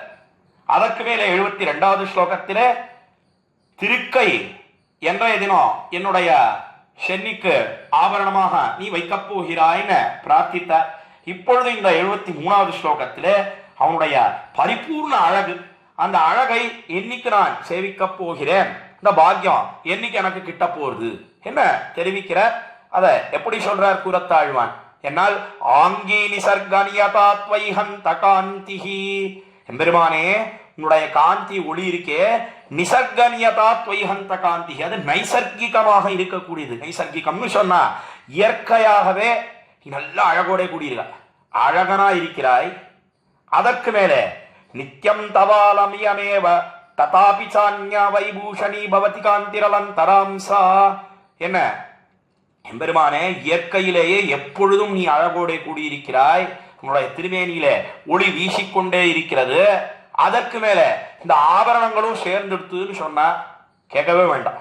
அப்பேற்பட்ட அழகோட நீ கூடியிருக்கிறாய். பலபலவே ஆபரணம் பேரும் பலபலவே சோதி வடிவு பண்பெண்ணில் நம்மாழ்வார் பாசுரத்துல தெரிவித்தாரே. பாசுரத்துல என்ன சொன்னாருன்னா அந்தாமத்தன்புன்னு தொடங்கக்கூடிய திருவாய்மொழி, இரண்டாம் பத்தில 5ஆம் திருவாய்மொழி. இந்த திருவாய்மொழியில ஆழ்வார் 2ஆம் பத்தில 4ஆம் திருவாய்மொழியில கூக்குரலிட்டார், எம்பெருமானே எனக்கு கிருபை பண்ண வேண்டாமா? என்ன கூக்குரலிட்ட காலத்துல எப்படி கஜேந்திராழ்வானுக்கு ஆபத்து ஏற்பட்ட காலத்திலே எம்பெருமான் அரைக்குலைய தலைக்குலைய மடுக்கரைக்கு ஓடி வந்தானோ அதை போல இதுக்கு மேல ஆழ்வார் விட்டு பிரிஞ்சிருந்தோம்னா அவ்வளவுதான், ஆழ்வார் முடிந்தே போனார்னு நினைத்து அந்தாமத்தன்பால் அடியார்களோடிரவன் மந்தார தான் கலந்த வன்மையினால் சந்தாமம் தீர்ந்த சடகோபன் தெரிவிக்கிறாரு திருவாய்மொழி 150 சுவாமி மணவாள மாமுனிகள். அந்த பாசுர பிரகாரம் எப்படி வந்தான் எம்பெருமான் என்னால் சர்வாபரண பூஷிதனாக எல்லா ஆபரணங்களை அணிந்து கொண்டு ஆழ்வாருக்கு சேவை சாதித்தான். நித்தியசூரிகளோட சேவை சாதித்தான் ஆழ்வாருக்கு. ஏன்னா ஆழ்வார் அதைத்தான் ஆசைப்பட்டார். யாரோட கூட வேணும் என்னால் அடியார்கள் குழாங்களை உடன் கூடுவதென்னுகளோ கீழே ஆசைப்பட்டார். 2ஆம் பத்திலே 4ஆம் திருவாய்மொழியிலே நம்ம ஆழ்வார். அதற்கு சேர எம்பெருமான் அவனுடைய திவ்ய ஆயுதங்கள் என்ன, திவ்ய ஆபரணங்கள் என்ன, எல்லாவற்றையும் தரித்துக் கொண்டு ஆழ்வாருக்கு சேவை சாதித்தான், காட்சி அளித்தான் என்று பார்க்கிறோம். அதைத்தான் எப்படி கொண்டாடி தெரிவிக்கிறார்னா எம்பெருமான் பலபலவே ஆபரணம் பேரும் பலபலவே பாம்பன மேலார்க்கேயோ என்று பாம்பன மேலானாக இருக்கிறானே எம்பெருமான். அவன் பல பல ஆபரணங்கள் பல பல வடிவு அந்த எம்பெருமானுக்கு இருக்கு. அதை போல பல பல ஆபரணங்கள் இருக்கிறது எம்பெருமானுக்கு என்ன தெரிவித்தார். அதெல்லாம் சேர்ந்ததுன்னு சொன்னா மிகவும் ஒளியோட கூடியிருக்கிறான் எம்பெருமான் என தெரிவித்ததைத்தான் குரத்தாழ்வான் இங்க என்ன தெரிவிக்கிறார் இந்த 73வது ஸ்லோகத்திலே என்னால் வைபூஷணி பவதி காந்தி அலந்தராம்சா என்ன எம்பெருமானே வைபூஷணின்னு சொன்ன இந்த ஆபரணங்கள்லாம் இருக்கே, இந்த ஆபரணங்களை எல்லாம் நீ அணிந்து கொண்டிருக்கிறாயே, அதுவும் சேர்ந்து எடுத்துன்னு சொன்ன அந்த ஒளியை நான் என்னன்னு சொல்லுவேன். எல்லாமே உனக்கு ஐஸ்வர்யமா இருக்கு. என்ன பவதி காந்திரல் அந்தராம்சா ஹை புஷ்கலைவ நிகிலாபி பவத் விபூதி, எல்லாமே உன்னுடைய விபூதி. விபூதி விபூதின்னு சொன்னா ஐஸ்வர்யம் சொத்துன்னு அர்த்தம். எல்லாமே உனக்கு சொத்தாக இருக்கிறது. இதை நான் சேவிக்கணும்னு ஆசைப்படுறேன். இதை நான் எப்படி சொல்லுவேன்னு கூறத்தாழ்வான் சொல்ல. கீழே ஒரு கேள்வி கேட்டு அதற்கு சமாதானத்தை இந்த ஸ்லோகத்துல தெரிவிக்கிறேன்னு அப்படியே விண்ணப்பித்தேன். அதாவது என்ன கேள்வி என்ன, ஆபரணங்களாலே எம்பெருமானுக்கு பெருமையா, எம்பெருமானாலே ஆபரணங்களுக்கு பெருமையா? ஏன்னா திருவரங்கம் பெரிய கோயில்ல அரையர் சுவாமி என்ன கொண்டாட்டம் செய்கிறார்னா இன்னைக்கும் நாம பார்க்கலாம். ஆபரணங்களுக்கு அழகூட்டும் பெருமாள், ஆபரணங்களுக்கு அழகை ஊட்டுகிறான் எம்பெருமான் தெரிவிக்கிறார். அப்படி இருக்கச்சே கூறத்தாழ்வான் எப்படி இந்த மாதிரி சொல்ற? அதாவது இந்த ஸ்லோகத்துல என்ன தெரிவிக்கிறார் என்னால் இயற்கையிலேயே காந்தியோட கூடியிருக்கான், ஒளியோட கூடியிருக்கான். அதற்கு மேல திருவாபரணங்களும் சேர்ந்து எடுத்துன்னு சொன்ன அவனுடைய ஒளி இருக்கே அது சொல்லவே முடியாதுன்னு சொல்ற. அப்ப என்ன ஏற்படுறது? ஏன்னா இயற்கையிலேயே எம்பெருமானுக்கு அழகு இருக்கு, ஆபரணங்கள் சேர்ந்ததுன்னு சொன்னா மிகவும் அழகனாக ஆகிறான்னு கிடைக்கிறது. இப்ப ஆபரணங்களாலே அழகு கூடுகிறது, என்ன தேறுகிறது. இது நாம கீழே பார்த்தோமே, ஆபரணங்களுக்கு எம்பெருமான் தான் அழகு கொடுக்கிறான்னு சொன்னா ஆபரணங்களாலே அழகு கூடுகிறதுன்னு எப்படி சொல்ல முடியும்? முன்னுக்கு பின் முரணா இருக்கே. இதுக்கு சமாதானம் அற்புதமாக நம்முடைய பூர்வாச்சாரியர்கள் ஒரு ஸ்ரீராமாயண ஸ்லோகத்தை கொண்டு எடுத்து காட்டினார்கள். அதை சேர்த்து அனுபவிக்கலாம். அதாவது ஸ்ரீராமாயணத்துல சக்கரவர்த்தி திருமகன் ராமபிரான், இந்த ராமபிரான் அவனை காட்டுக்கு போக வேணும். என்ன அவள் 2 வரங்களை கேட்டா இது எல்லாருக்கும் நன்னா தெரியும். 14 வருஷம் காட்டுக்கு போகணும், காட்டிலே வாசம் பண்ண வேணும், பரதனை யுவராஜாவாக நியமிக்க வேணும்னு காலத்தில 2 வரங்களை கேட்டாள் கைகேயி. மன்னவனும் அதாவது தசரத சக்கரவர்த்தியும் ஏதோ சத்தியம்னு சொல்லிட்டு அதுக்கு கட்டுப்பட்டு 2 வரங்களையும் கொடுத்தான். கலக்கியமா மனத்தனளாய் கைகேசி வரம் வேண்ட மலக்கியமா மனத்தனாய் மன்னவனும் மராதுடியான்னு பெரியாழ்வார் தெரிவிக்கிறார் பாசுரத்தில். அப்படி கொடுத்து அவன் புறப்பட்டு போன காலத்திலே அப்பொழுதோ தசரத சக்கரவர்த்தி அவள் கைகேயை பார்த்து ஒரு வார்த்தை சொன்னான். அதைத்தான் எடுத்து நம்முடைய பூர்வர்கள் இதுக்கு சமாதானமாக தெரிவிக்கிறார்கள். அதாவது ஆபரணங்களாலே எம்பெருமானுக்கு அழகா, எம்பெருமானாலே ஆபரணங்களுக்கு அழகானா? எம்பெருமான் தான் ஆபரணங்களுக்கு அழகை கொடுக்கிறான். ஆனா குரத்தாழ்வார் இந்த 73வது ஸ்லோகத்திலே ஏன் இப்படி சொல்றார்? அவனுடைய காந்தி மிகவும் அதிகமாக ஆகிறது. ஏன் சொல்றாருன்னா ஒரு ஸ்லோகத்தை கொண்டு நிரூபித்து காட்டுகிறார்கள் நம்முடைய பூர்வாச்சாரியர்கள். ஸ்லோகம் என்னன்றத முதல்ல சொல்றேன். அகம் புனர்தேவகுமார ரூபம் அலங்கிருதம் தம் சுதமவ்ரஜந்தம் நந்தாமி பஷ்யன்னபி தர்ஷனேனா பவாமி திருஷ்ட்வா ச புனர்யுவேவா என்பது ஸ்லோகம். ஸ்லோகத்துக்கு என்ன அர்த்தம் என்னால், அடி பாவி கைகேயி சண்டாளி, ராமனை போய் காட்டுக்கு போன்னு சொல்றாயே, எனக்கு என்ன வயசு தெரியுமான்னு கேட்டான் காலத்துல தசரத சக்கரவர்த்தி கைகேயை பார்த்து. உடனே கைகேயி சொன்னா, என்ன வயசுன்னு கேட்கிற, எல்லாம் போக வேண்டிய வயசுதான், காட்டுக்கு போக வேண்டிய வயசுதான். அவள் தெரிவித்தாள், அது காட்டுக்கு போக வேண்டிய வயசுனா ரொம்ப வயசாச்சு, இனி புறப்பட்ட இந்த லோகத்தை விட்டுட்டு போக வேண்டியதுதான் தெரிவித்து, அதெல்லாம் இல்ல, என் வயசு என்ன சொல்லு. தசரத சக்கரவர்த்தி கேட்ட காலத்துல என்ன வயசா? 60,025 காலத்துல தெரிவித்தார். அதாவது 60,000 ஆண்டு அவனுக்கு பிள்ளையே கிடையாது. ராமன் பிறந்தான், பிறந்து இப்போ 25 வயசாச்சு. 25 வயசுக்கு தான் காட்டுக்கு போனா, அதனால 60,025 ஒரு கணக்கு தெரிவிக்கிறார்கள் நம்முடைய பூர்வாச்சாரியர்கள். அதை தான் தெரிவித்தாள் அக்காலத்திலே கைகேயி. கிடையவே கிடையாது, எனக்கு என்ன வயசு தெரியுமா, எனக்கு 25 வயசு தான் தசரத சக்கரவர்த்தி அக்காலத்துல தெரிவித்தான். கேட்டாரோடு தூக்கி வாரி போட்டுது கைகேயிக்கு. என்னடா அது 25 சொல்றான், திருப்பி யாரையாவது கல்யாணம் பண்ணிக்க போறானா என்ன அவள் நினைத்தா. உடனே அவன் தெரிவித்தான், நான் எப்படி ஆயிட்டேன் தெரியுமா, சக்கரவர்த்தி திருமகன் ராமபிரானுடைய அழகை சேவித்து சேவித்து நான் அவனை போலவே யுவாவா ஆயிட்டேன்.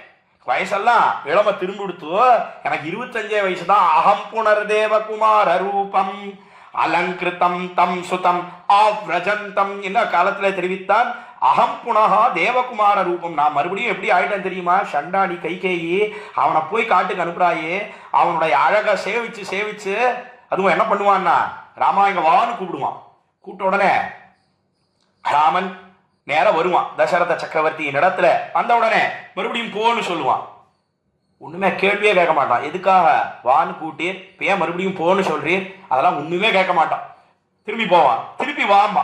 இப்படி ஒரு தடவை 2 தடவை இல்ல, பல்லாயிரக்கணக்கான தடவைகள் வா போகுவா இன்னம் வந்தொருகால் கண்டு போமலராள் கூந்தல் வா போகுவா என்று தெரிவிக்கிறாரே பெருமாள் திருமொழியிலே குலசேகர பெருமாள். அவர் 3 தடவை தான் சொன்னார். ஏன்னா பாட்டுல இடம் கிடையாது. ஆனா 3 தடவை தான் தசரத சக்கரவர்த்தி கூட்டானா, 3 தடவை இல்ல, கோடிக்கணக்கான தடவைகள் அவன் ராமனை கூப்பிட்டான். ஒரு தடவை கூட ஏன் வர சொன்னீரப்பா, எதுக்காக போக சொல்லுகிறீர், ஏன் மறுபடியும் வர சொல்லுகிறீர் கேட்டதே கிடையாது. அப்படி பித்ருவாக்கிய பரிபாலனம் பண்ணினான் சக்கரவர்த்தி திருமகன் ராமபிரான். தகப்பனார் சொல் பேச்சை எல்லாம் கேட்டான். எதுக்காக இந்த தசரத சக்கரவர்த்தி தான் இவ்வளவு சௌகுமாரியத்தோட கூடின சக்கரவர்த்தி திருமகன் ராமபிரான் மிகவும் சுகுமாரனாக இருக்கிறானே, அவனை ஏன் இப்படி மறுபடியும் மறுபடியும் அழைத்தான்னா வேற ஒன்றும் கிடையாது.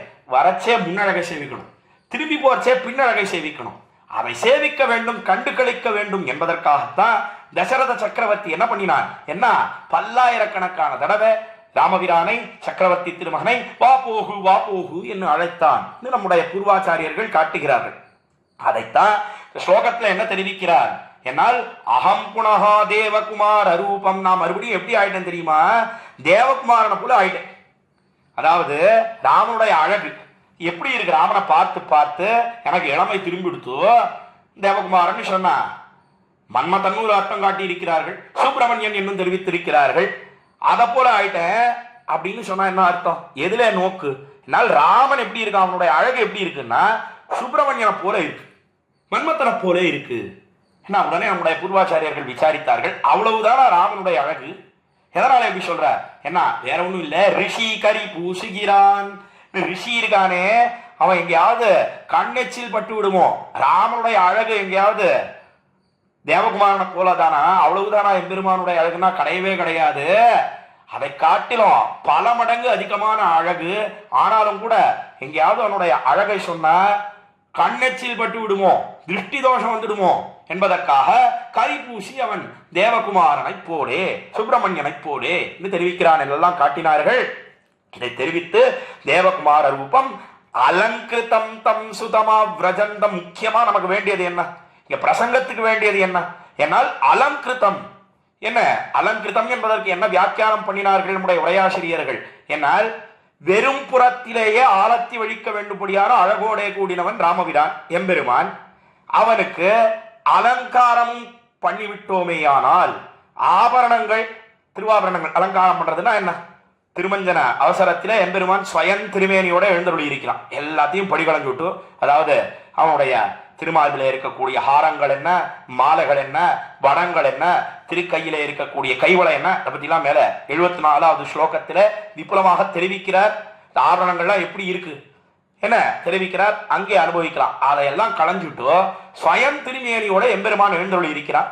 பிற்பாடு அந்த திருமஞ்சனம் கண்டருளி, அபிஷேகம் கண்டருளி, எல்லாரும் புரியணுன்றதுக்காக சொன்னேன். இந்த நீராட்டம் கண்டருளி எம்பெருமான் மறுபடியும் அலங்காராசனத்துக்கு எழுந்தருளி அலங்காரங்களை எல்லாம் பண்ணி கொள்ளுகிறானே. அலங்கிருத்தம் தம் சுதம் ஆவ்ரஜந்தம் என்ன, அப்பொழுதோ அவனுடைய அழகிற்கே சொல்லவே முடியாது என்று தெரிவித்தான். வெறும்புறத்திலேயோ அழகோட கூடியிருக்கான். ஆனா அலங்காரம் பண்ணி கொண்டானே ஆனால் எம்பெருமானுடைய அழகு மிகவும் போக்கியமாக இருக்கிறதுன்னு அங்க சொன்னான். அதே போலத்தான் கூறத்தாழ்வான் இங்க என்ன சொல்ற, என்னால் எம்பெருமானே ஆங்கி நிசர்கனியதாத்வைகந்த காந்திஹி, இயற்கையிலேயே நல்ல காந்தியோட ஒளியோட கூடியிருக்காய் நீ. இந்த ஆபரணங்களும் சேர்ந்துடுத்துன்னு சொன்ன அந்த ஆபரண சேர்த்தியினால் உண்டான அந்த காந்தி அது மிகவும் அதிகமாக இருக்கிறதுன்னு சொன்னார். என்ன தெரிவிக்கிற? சரி, அங்கதான் ஸ்ரீராமாயணத்துல தான் ஏன் அப்படி சொன்னார்? என்ன அப்போ அது முரண்படுறதே. ஆபரணங்களுக்கு எம்பெருமான் தானே அழகை கொடுக்கிறான்னு சொன்னா, வேற ஒன்றும் கிடையாது. எதனாலே அவனுக்கு அழகு கூடுறதுன்னா எல்லாரும் சேவிக்கிறதுக்கு வரா. அதாவது ஒரு புஷ்பம் இருக்கு, இந்த புஷ்பமே எப்பொழுதோ சுதம் ஆவ்ரஜந்தம் தம் சுதம் ஆவ்ரஜந்தம், ஆவ்ரஜந்தம்னு சொன்னா அந்த புஷ்பம் இருக்கு, இது எப்பொழுது விகாசத்தை அடைகிறது, வண்டை நோக்கி இருக்கிறது அந்த புஷ்பமானது. வண்டு வந்ததுன்னு சொன்னா விகாசத்தை அடைகிறது புஷ்பம்னு பார்க்கிறோமே. அதே போல போக்தாக்கள் வரணும், எம்பெருமானை அனுபவிப்பதற்கு திரள் வரணும், அடியார்கள் குழாங்கள் வரணும்ன்றதுக்காக எம்பெருமான் காத்துட்டு இருக்கான். எம்பெருமான் பட்டாடோபமா திருவாபரணங்களை எல்லாம் அணிந்து கொண்டான்னு சொன்னா விசேஷமா புறப்பாடு கண்டருடுகிறான். வெறும் இல்லை, கோயிலுக்கெல்லாம் போறோம், நித்தியபடி உற்சவம் என்று சொன்னா சாதாரணமா எம்பெருமான் அலங்காரங்களோட கூடி இருக்கிறான். அப்பொழுது அவ்வளவு கூட்டம் வருவதா தெரியல. ஆனா பெரிய கருட சேவை என்று சொன்னா எத்தனை பேர் வருகிறார்கள் அவனை சேவிக்க வேண்டும். என்ன அந்த கருட சேவையில எம்பெருமான் எத்தனை திருவாபரணங்களோட சேவை சாதிக்கிறான். அதனால என்ன ஏற்படுறது என்ன, ஆபரணங்களுக்கு எம்பெருமான் தான் அழக கொடுக்கிறான். ஆனாலும் கூட ஆசிரித்தர்கள் அடியார்கள் அவர்களெல்லாம் கூட்டம் கூட்டமாக வந்து எம்பெருமானை சேவிக்கிறபடினாலே அவனுக்கு உற்சாகம் ஏற்படுகிறது, சந்தோஷம் ஏற்படுகிறது. தாயார்னு சொன்னா அவளுக்கு எப்போ சந்தோஷம் ஏற்படுறது? எல்லா குழந்தைகளும் பக்கத்துல வந்து ஒரு பண்டிகை வருதுன்னு சொன்னா ஒரு குழந்தை பக்கத்துல இல்லைன்னாலும் எவ்வளவு வருத்தப்படுறா தாயார். எல்லாம் பக்கத்திலே இருந்ததுன்னு சொன்னா எவ்வளவு சந்தோஷமாக கொண்டு கழிக்கிறாள் அந்த தாயாரானவள், கொண்டாடுகிறாள். இதைத்தானே நாம் லோகத்திலே பார்க்கிறோம். அதே போல அலங்கிருத்தம் தம் சுதமா பிரஜந்தம் அடியார்கள் எல்லாம் வந்து சேவிக்கிறார்கள். சேவிக்க சேவிக்க என்ன ஏற்படுகிறது என்னால் அவனுக்கு ஒளியானது பெருகுகிறது என்று தெரிவிக்கிறார்கள். இதுதான் காரணமே ஒழிய உண்மையிலேயே ஆபரணங்களுக்கெல்லாம் அழகை கொடுக்கக்கூடியவன் யாருன்னா எம்பெருமான் தான். ஆனாலும் கூட ஆசிரிதர்கள் அடியார்கள் அவனை வந்து கூட்டம் கூட்டமாக இன்னும் நிறைய பேர் வந்தான்னு சொன்னா அதுதானே எம்பெருமானுக்கு ஒரு மகிழ்ச்சியை ஏற்படுத்துகிறது. ஏன் எம்பெருமான் ஸ்ரீவைகுண்டத்துல நித்திய சூரிகள் அவர்கள் எல்லாம் எம்பெருமானை கண் கொட்டாமல் சேவித்துக் கொண்டிருக்கிறார்கள். ஆனாலும் கூட எம்பெருமான் அவனுக்கு சந்தோஷமாக இருக்கிறானா எம்பெருமான், ஆனந்தமயம் தான் அந்த எம்பெருமான். ஆனாலும் கூட நம்ம பத்தியே நினைச்சிட்டு இருக்கான்.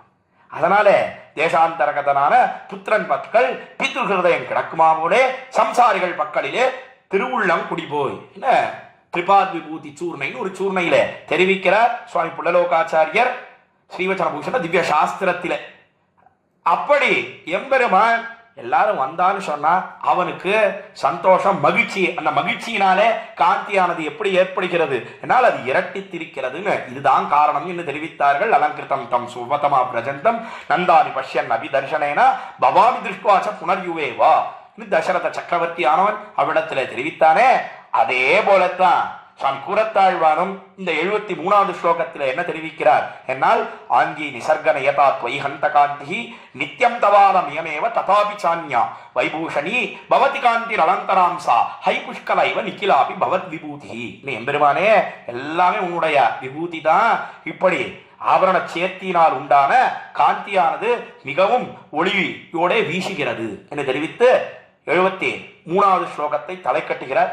தொடர்ந்து 74வது ஸ்லோகத்தை இப்பொழுது நாம் அனுபவிக்க இயலாம். ஸ்ரீவத்ஸ கௌஸ்துப கிரீடலலாடிகாபிஹி கேயூரஹார கட்டகோத்தம கண்டிகாபிஹி உத்தாமதாம மணிநூபுரணி விபந்தைஹி பாந்தம் பவந்த மணிமேஷ முதீக்ஷிஷியா என்பது 74வது ஸ்லோகம் இந்த ஸ்ரீவைகுண்ட ஸ்தவத்திலே. இந்த ஸ்லோகத்திலே எம்பெருமானுடைய அந்த திருவாபரணங்கள், திருவாபரணங்கள் எப்படி சேவை சாதிக்கிறது, எந்தெந்த திருவாபரணங்கள் எங்கே அணிந்து கொண்டிருக்கிறான் எம்பெருமான், அதை இந்த ஸ்லோகத்திலே அனுபவித்து அது என்னுடைய கண்ணுக்கு இலக்காக ஆக வேணும். என்ன, இமை கொட்டாமல் அதை நான் சேவிச்சுட்டே இருக்கணும். இமை கொட்டாமல்னு சொன்னா என்னன்னா, இந்த நாம கண்ணெல்லாம் சிமிட்டுறோமே, அதற்குத்தான் இமை கொட்டுவது என்ன பெயர். இந்த இமையே கொட்டாமல் அதையே எப்பவும் பார்த்துட்டு இருக்கணும்னா என்ன பிரார்த்திக்கிறார் சுவாமி கூரத்தாழ்வார் இந்த ஸ்ரீவைகுண்ட ஸ்தவத்திலே 74வது ஸ்லோகத்திலே. அந்த திருவாபரணங்கள் அதை எப்படி உருவகப்படுத்துகிறார் என்ன தெரிவிக்கிறார் என்னால், ஸ்ரீவத்ஸ கௌஸ்துப கிரீடலலாடிகாபிஹி. ஸ்ரீவத்சம் சொன்னால் உன்னுடைய திருமார்பு, அந்த திருமார்பிலே ஸ்ரீவத்சம் சொல்லக்கூடிய ஒரு மரு, அந்த மருவினாலே அடையாளம் செய்யப்பட்டவனாக இருக்கிறான் எம்பெருமான். அதற்கு மேல திருமார்பிலே தான் பெரிய பிராட்டியாரும் எழுந்தருளி இருக்கிறாள். பெரிய பிராட்டியார் அவளுக்கு கோயில் கட்டணமாக இருக்கிறது அந்த திருமார்பு. அதனாலே எம்பெருமான் இந்த அழகோடை சேவை சாதிக்கிறான் சொல்ல போனா, அதனாலேயே அவனை நாம் சர்வஸ்மாத் பரம் என்ன அடையாளம் கண்டு கொள்ளுகிறோம்.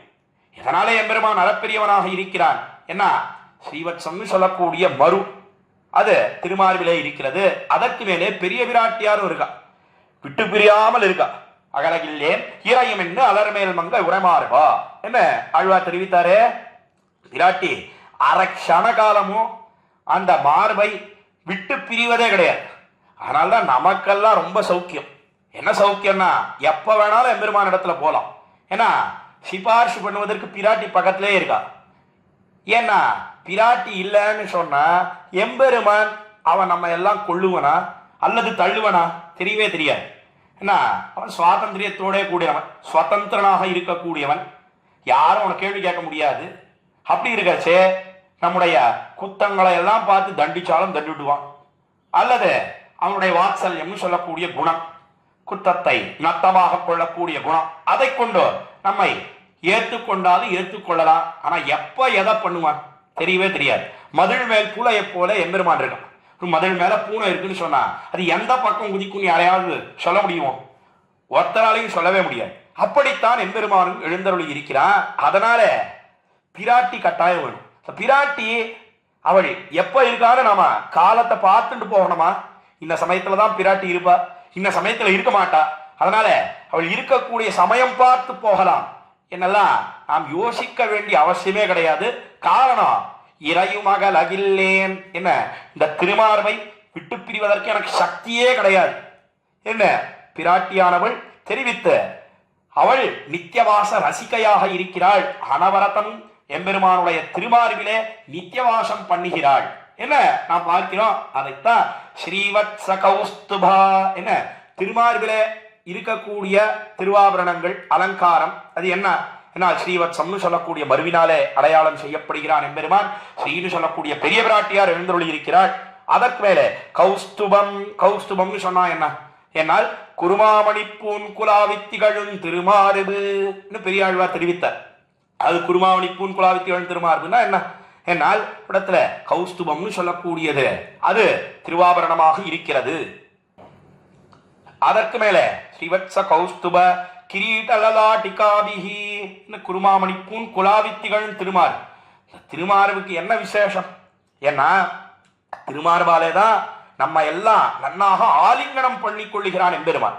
ஒரு ஜீவாத்மா இங்கேருந்து புறப்பட்டு பரவத்துக்கு போனான்னு சொன்னா அவனை எம்பெருமான் கோஷின்னு கேட்கிறான். யாருன்னு கேட்கிறான்.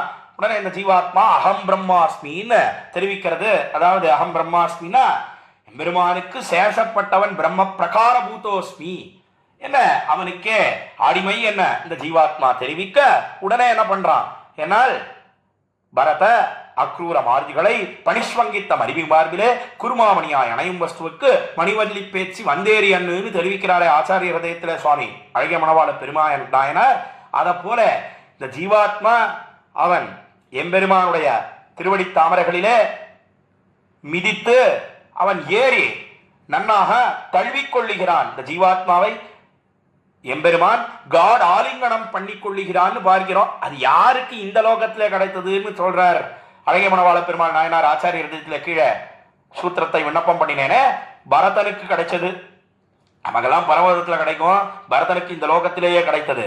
அதற்கு மேலே அக்ரூரனுக்கு கிடைத்தது, அதே போல மாருதின்னு சொல்லக்கூடிய ஹனுமானுக்கு கிடைத்ததுன்னு பார்க்கிறோம். எதுக்காக சொல்ல வந்தேன்னா, அப்படி அந்த திருமார்பு குருமாமணிப்புன் குலாவித்திகளும் திருமார்பிலே இந்த ஆத்மாவை ஜீவாத்மாவை நன்றாக ஆலிங்கனம் பண்ணி கொள்ளுகிறான் என்று நாம் பார்க்கிறோம். அதைத்தான் ஸ்ரீவத்ச கௌஸ்துப, ஸ்ரீவத்சம்னு சொல்லக்கூடியது, அதே போல கௌஸ்துபம்னு சொல்லக்கூடியது, அது திருமார்பிலே எம்பெருமான் அணிந்து கொண்டிருக்கிறான்.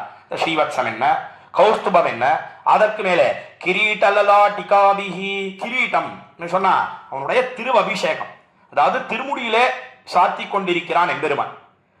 அதுதான் எதை கோள் சொல்லி கொடுக்கிறது என்ன, எல்லாருக்கும் தலைவன் நான் தான். கிரீட்டம் ஸ்ரீரங்கே சைது உபதானி கிருத்தபுஜா விதீஷா தீஷத்வாத் கடத இதி சம்ஸ்பிருஷ்ய வததி. என்ன குரத்தாழ்வானுடைய திருக்குமாரரான சுவாமி பராசர பட்டர் அவர் ஸ்ரீரங்க ராஜஸ்தவத்திலே பூர்வ சதகத்திலே தெரிவிக்கிறார். மேலே இதே ஸ்தோத்திர தாராவிலே அந்த ஸ்தோத்திரத்தையும் நாம் அனுபவிக்க இருக்கிறோம். அங்கே விசேஷார்த்தம் அனுபவிக்கலாம்.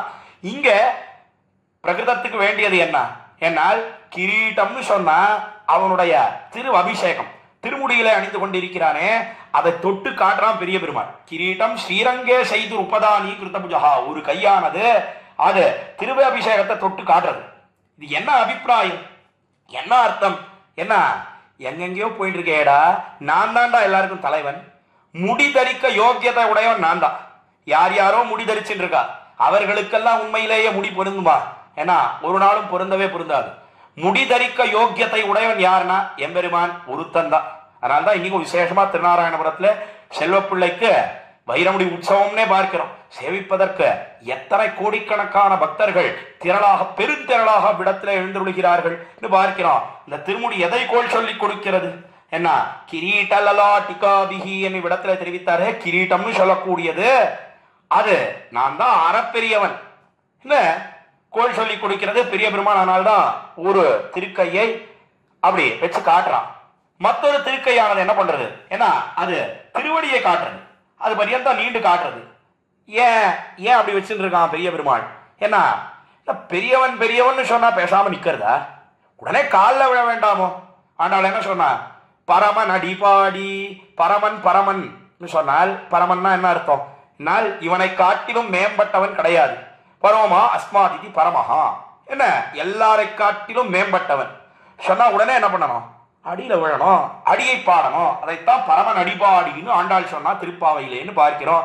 அதேதான் பெரிய பெருமாள் காண்பிக்கிறான். பெரியவன் பெரியவன் சொன்னா கிரீட்டம் தரிப்பதற்கு யோக்கியத்தை உடையவன் நான் தான், நான் தான் எல்லாரை காட்டிலும் அறப்பெரியவன் சொன்னா இன்னும் பேசாம நின்றுட்டே இருக்கலாமா? உழு காலில் உழு. என்ன விதீஷா தீஷத்வாத் கடதை சம்ஸ்பிருஷ்ய வததி.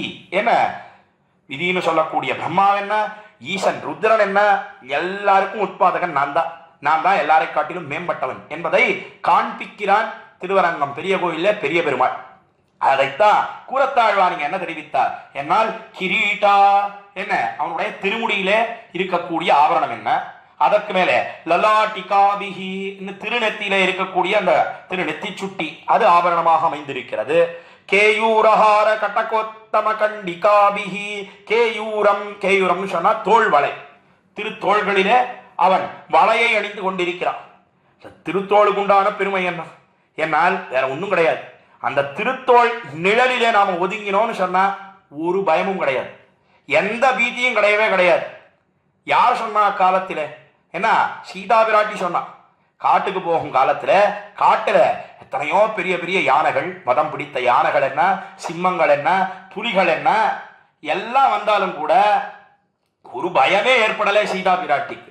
காரணம் பாகூராமஸ்ய சம்ஸ்ருதா கஜம் வா வீக்ஷ்ய சிம்ஹம் வா வியாக்ரம் வாபி வரானனா நாஹாரதித் சந்திராசம் பாஹூராமஸ்ய சம்ஸ்ருதா.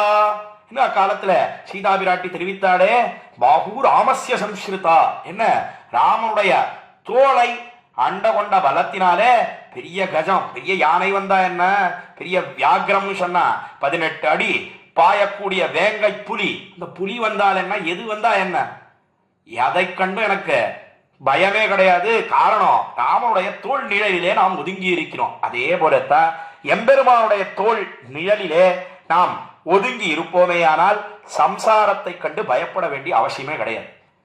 அதுக்கு ஆபரணமாக இருக்கக்கூடியதைத்தான் குலத்தாழ்வான் என்ன தெரிவித்தார் என்னால் கேயூரா என்ன இவ்விடத்திலே தெரிவித்து ஹாரா ஹாரம்னு சொன்னான். அவனுடைய திருமார்பிலே கோலமா மணியாரமும் முத்துத்தாமமும் முடிவில்லதோர் எழில் நீலமேனி ஐயோ என்ன அமல்நாதி பிரானிலே திருப்பாணாழ்வார் தெரிவித்தாரே, அதை போல தனையோ முத்து வடங்கள் என்ன, மணி மாலைகள் என்ன, அதற்கு மேல புஷ்பங்கள் என்ன, எல்லாவற்றையும் எம்பெருமான் தரித்துக் கொண்டிருக்கிறான். அதைத்தான் ஹாரா என்று தெரிவித்து கடகா கடகம்னு சொன்னா அந்த முன் கை வளை, இந்த முன்கையிலே அணியக்கூடிய திருவாபரணம்.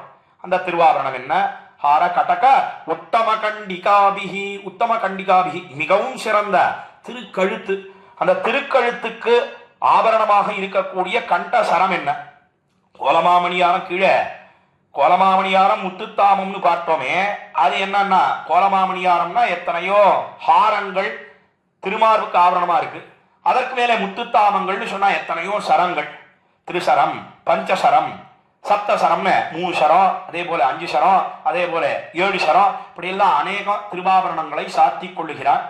அதே போல கண்டிகாபிகி என்று சொன்னால் கண்டசரம், அதாவது திருக்கழுத்துகளுக்கு அவன் திருவாபரணம் அணிந்து கொள்ளுகிறான் அந்த எம்பெருமான் தெரிவித்த. அதுவும் திருக்கழுத்து மிகவும் அதுதானே 3 சரம ஸ்லோகங்களை தெரிவித்தது.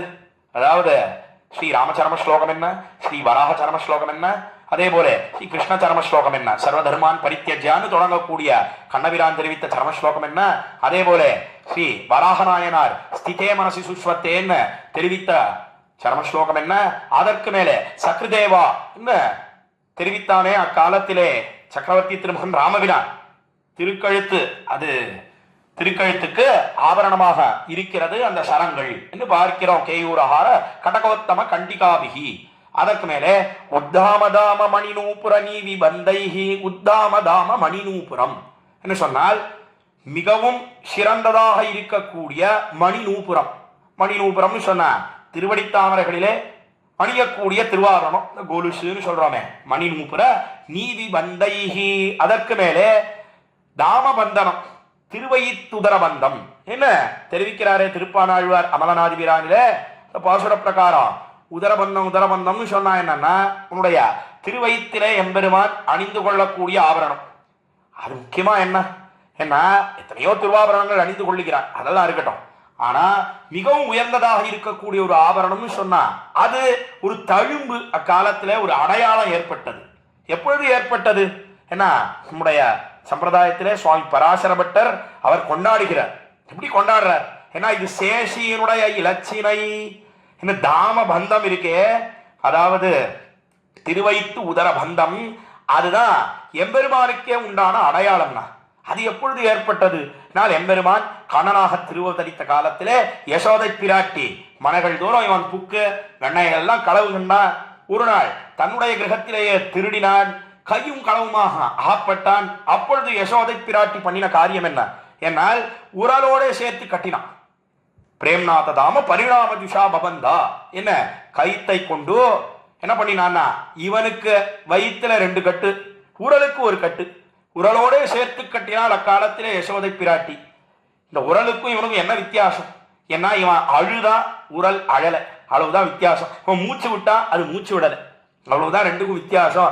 ஏன் உரலோட சேர்த்து கட்டினான்னா உரல் தான் சகாயம் பண்ணித்து. இவனுடைய திருட்டுக்கு துணை நின்னது உரல்.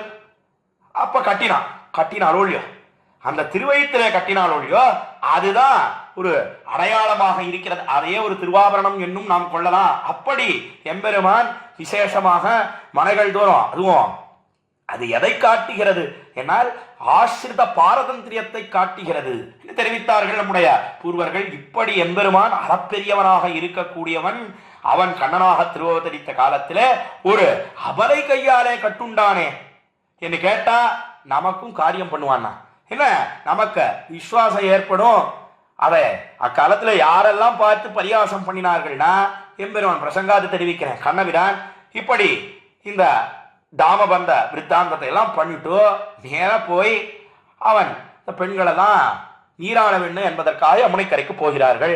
அவள்லாம் போனா அதுவும் இடையர்கள்னு சொன்னா அவர்கள் எல்லாம் அந்த துணியை எல்லாம் அவிழ்த்து அந்த கரையில வச்சுட்டு தான் அவ தீர்த்தம் ஆடுவா, அவ வழக்கப்படி. அப்பொழுது கண்ணபிரான் நேரம் வந்தான். வந்துட்டோ இவாள்லாம் நீராடி கொண்டு இருக்கும் காலத்துல அந்த வஸ்திரத்தை எல்லாம் எடுத்துட்டோ சில வஸ்திரங்களை தான் நன்றாக அணிந்து கொண்டா, பாக்கி அநேக வஸ்திரங்கள் இருந்தது. அந்த வஸ்திரங்கள் எல்லாம் மரத்திலே குருந்த மரத்திலே நன்னாக தொங்க விட்டு தானும் அந்த மரத்தின் மேலே ஏறிண்டு அங்கேருந்து பார்த்துட்டு இருக்கான். இவாள்லாம் நீராடிட்டு கரைக்கு வந்து பார்த்தா வஸ்திரங்களை எல்லாம் காணும். கண்ணபிரான் எல்லாத்தையும் அணிஞ்சிட்டு இருக்கான். சிலவத்தை அணிந்து கொண்டு பலவை தொங்க விட்டு இருக்கிறான். அவள்லாம் உடனே கண்ணா கொடுத்துடுன்னு பிரார்த்தித்தார்கள். அப்பொழுது கண்ணபிரான் தெரிவித்த விஷயம் என்னன்னா, என்ன எனக்கு என்ன அழகா இல்லையா, இந்த புடவையெல்லாம் நன்னா இல்லையா, என்ன உனக்கு ரொம்ப அழகா இருக்கு, இன்னைக்கு எங்க செய்திக்கலாம்னா மன்னார்குடி ராஜகோபாலன் விசேஷமாக லஜ்ஜையே இல்லாமல் மசிமையிலி கூறதாராய்னு ஆண்டாள் சொல்றாளே நாச்சியார் திருமொழியிலே, கொஞ்சம் கூட வெட்கம் இல்லாமல் சத்யபாமை பிராட்டி ருக்மிணி பிராட்டி அவளுடைய வஸ்திரங்களை எல்லாம் அணிந்து கொண்டு கண்ணபிரான் எல்லாரும் சேவிக்கும்படியாக திருவீதியிலே புறப்பாடு கண்டருளுகிறான் என்று பார்க்கிறோம். அதே போல கண்ணனாக அவதரித்த காலத்துல, இது அர்ச்சாவதாரத்துல நாம பார்க்கிறோம், கண்ணனாக அவதரித்த காலத்துல எல்லாத்தையும் அணிந்து கொண்டிருந்தான். அப்பொழுது எனக்கு என்ன பொருத்தமா இல்லையா, அழகா இல்லையான்னு கேட்ட காலத்துல இல்ல உனக்கு ரொம்ப அழகா இருக்கு, பொருத்தமா இருக்கு, அதை கொடுன்னு நாங்க சொல்லவே இல்லை, மரத்திலே தொங்க விட்டு இருக்கிறாயே அதை தான் கொடுன்னு நாங்க பிரார்த்திக்கிறோம்னு அவர்கள் தெரிவிக்க, அப்பொழுது கண்ணபிரான் ஒரு மரத்திலிருந்து இன்னொரு மரத்துக்கு தாவினோம். குரங்கு பண்ற சேஷ்டையெல்லாம் பண்ணினோம். தாவின காலத்துல என்ன ஏற்பட்டது, என்ன தான் இந்த வஸ்திரம் அணிந்து கொண்டிருக்கானே அது கொஞ்சம் நழுவின காலத்துல தாயார் அவள் கட்டி இருந்தாளே கீழே அனுபவித்தோமே, அதாவது பெண்ணையை திருடின காலத்துல அந்த கயித்தை கொண்டோ கண்ணபிரானுடைய திருவைத்து உதர பந்தம் அதை கட்டி இருந்தாலே அந்த வஸ்திரம் நழுவின காலத்திலே அது சேவை சாதித்தது. அதை பார்த்தாலும் அந்த பெண்கள் எல்லாம் கட்டுண்டான் காணேடி என்று கைதட்டி சிரித்தார்கள், பரியாசம் பண்ணினார்கள் கண்ணபிரானை பார்த்து. அப்பேற்பட்ட தழும்புனா அந்த தழும்பே அவனுக்கு திருவாபரணமாக இருக்கிறது. அதைத்தான் சுவாமி பராசரப்பட்டர் என்ன கொண்டாடுகிறார்னா, இது சேஷியனுடைய இலச்சினை. என்ன சேஷின்னு சொன்னா எம்பெருமானுடைய அடையாளம். நமக்கெல்லாம் திருவிலச்சனைனா பஞ்சசம்ஸ்காரம், அது தீயில் பிடிக்கின்ற செஞ்சுடராய் திகழ்திரு சக்கரத்தின் என்ன சங்க சக்கர லாஞ்சனம் பண்ணுகிறான் ஆச்சாரியன். நமக்கு அது அடையாளமா இருக்கு.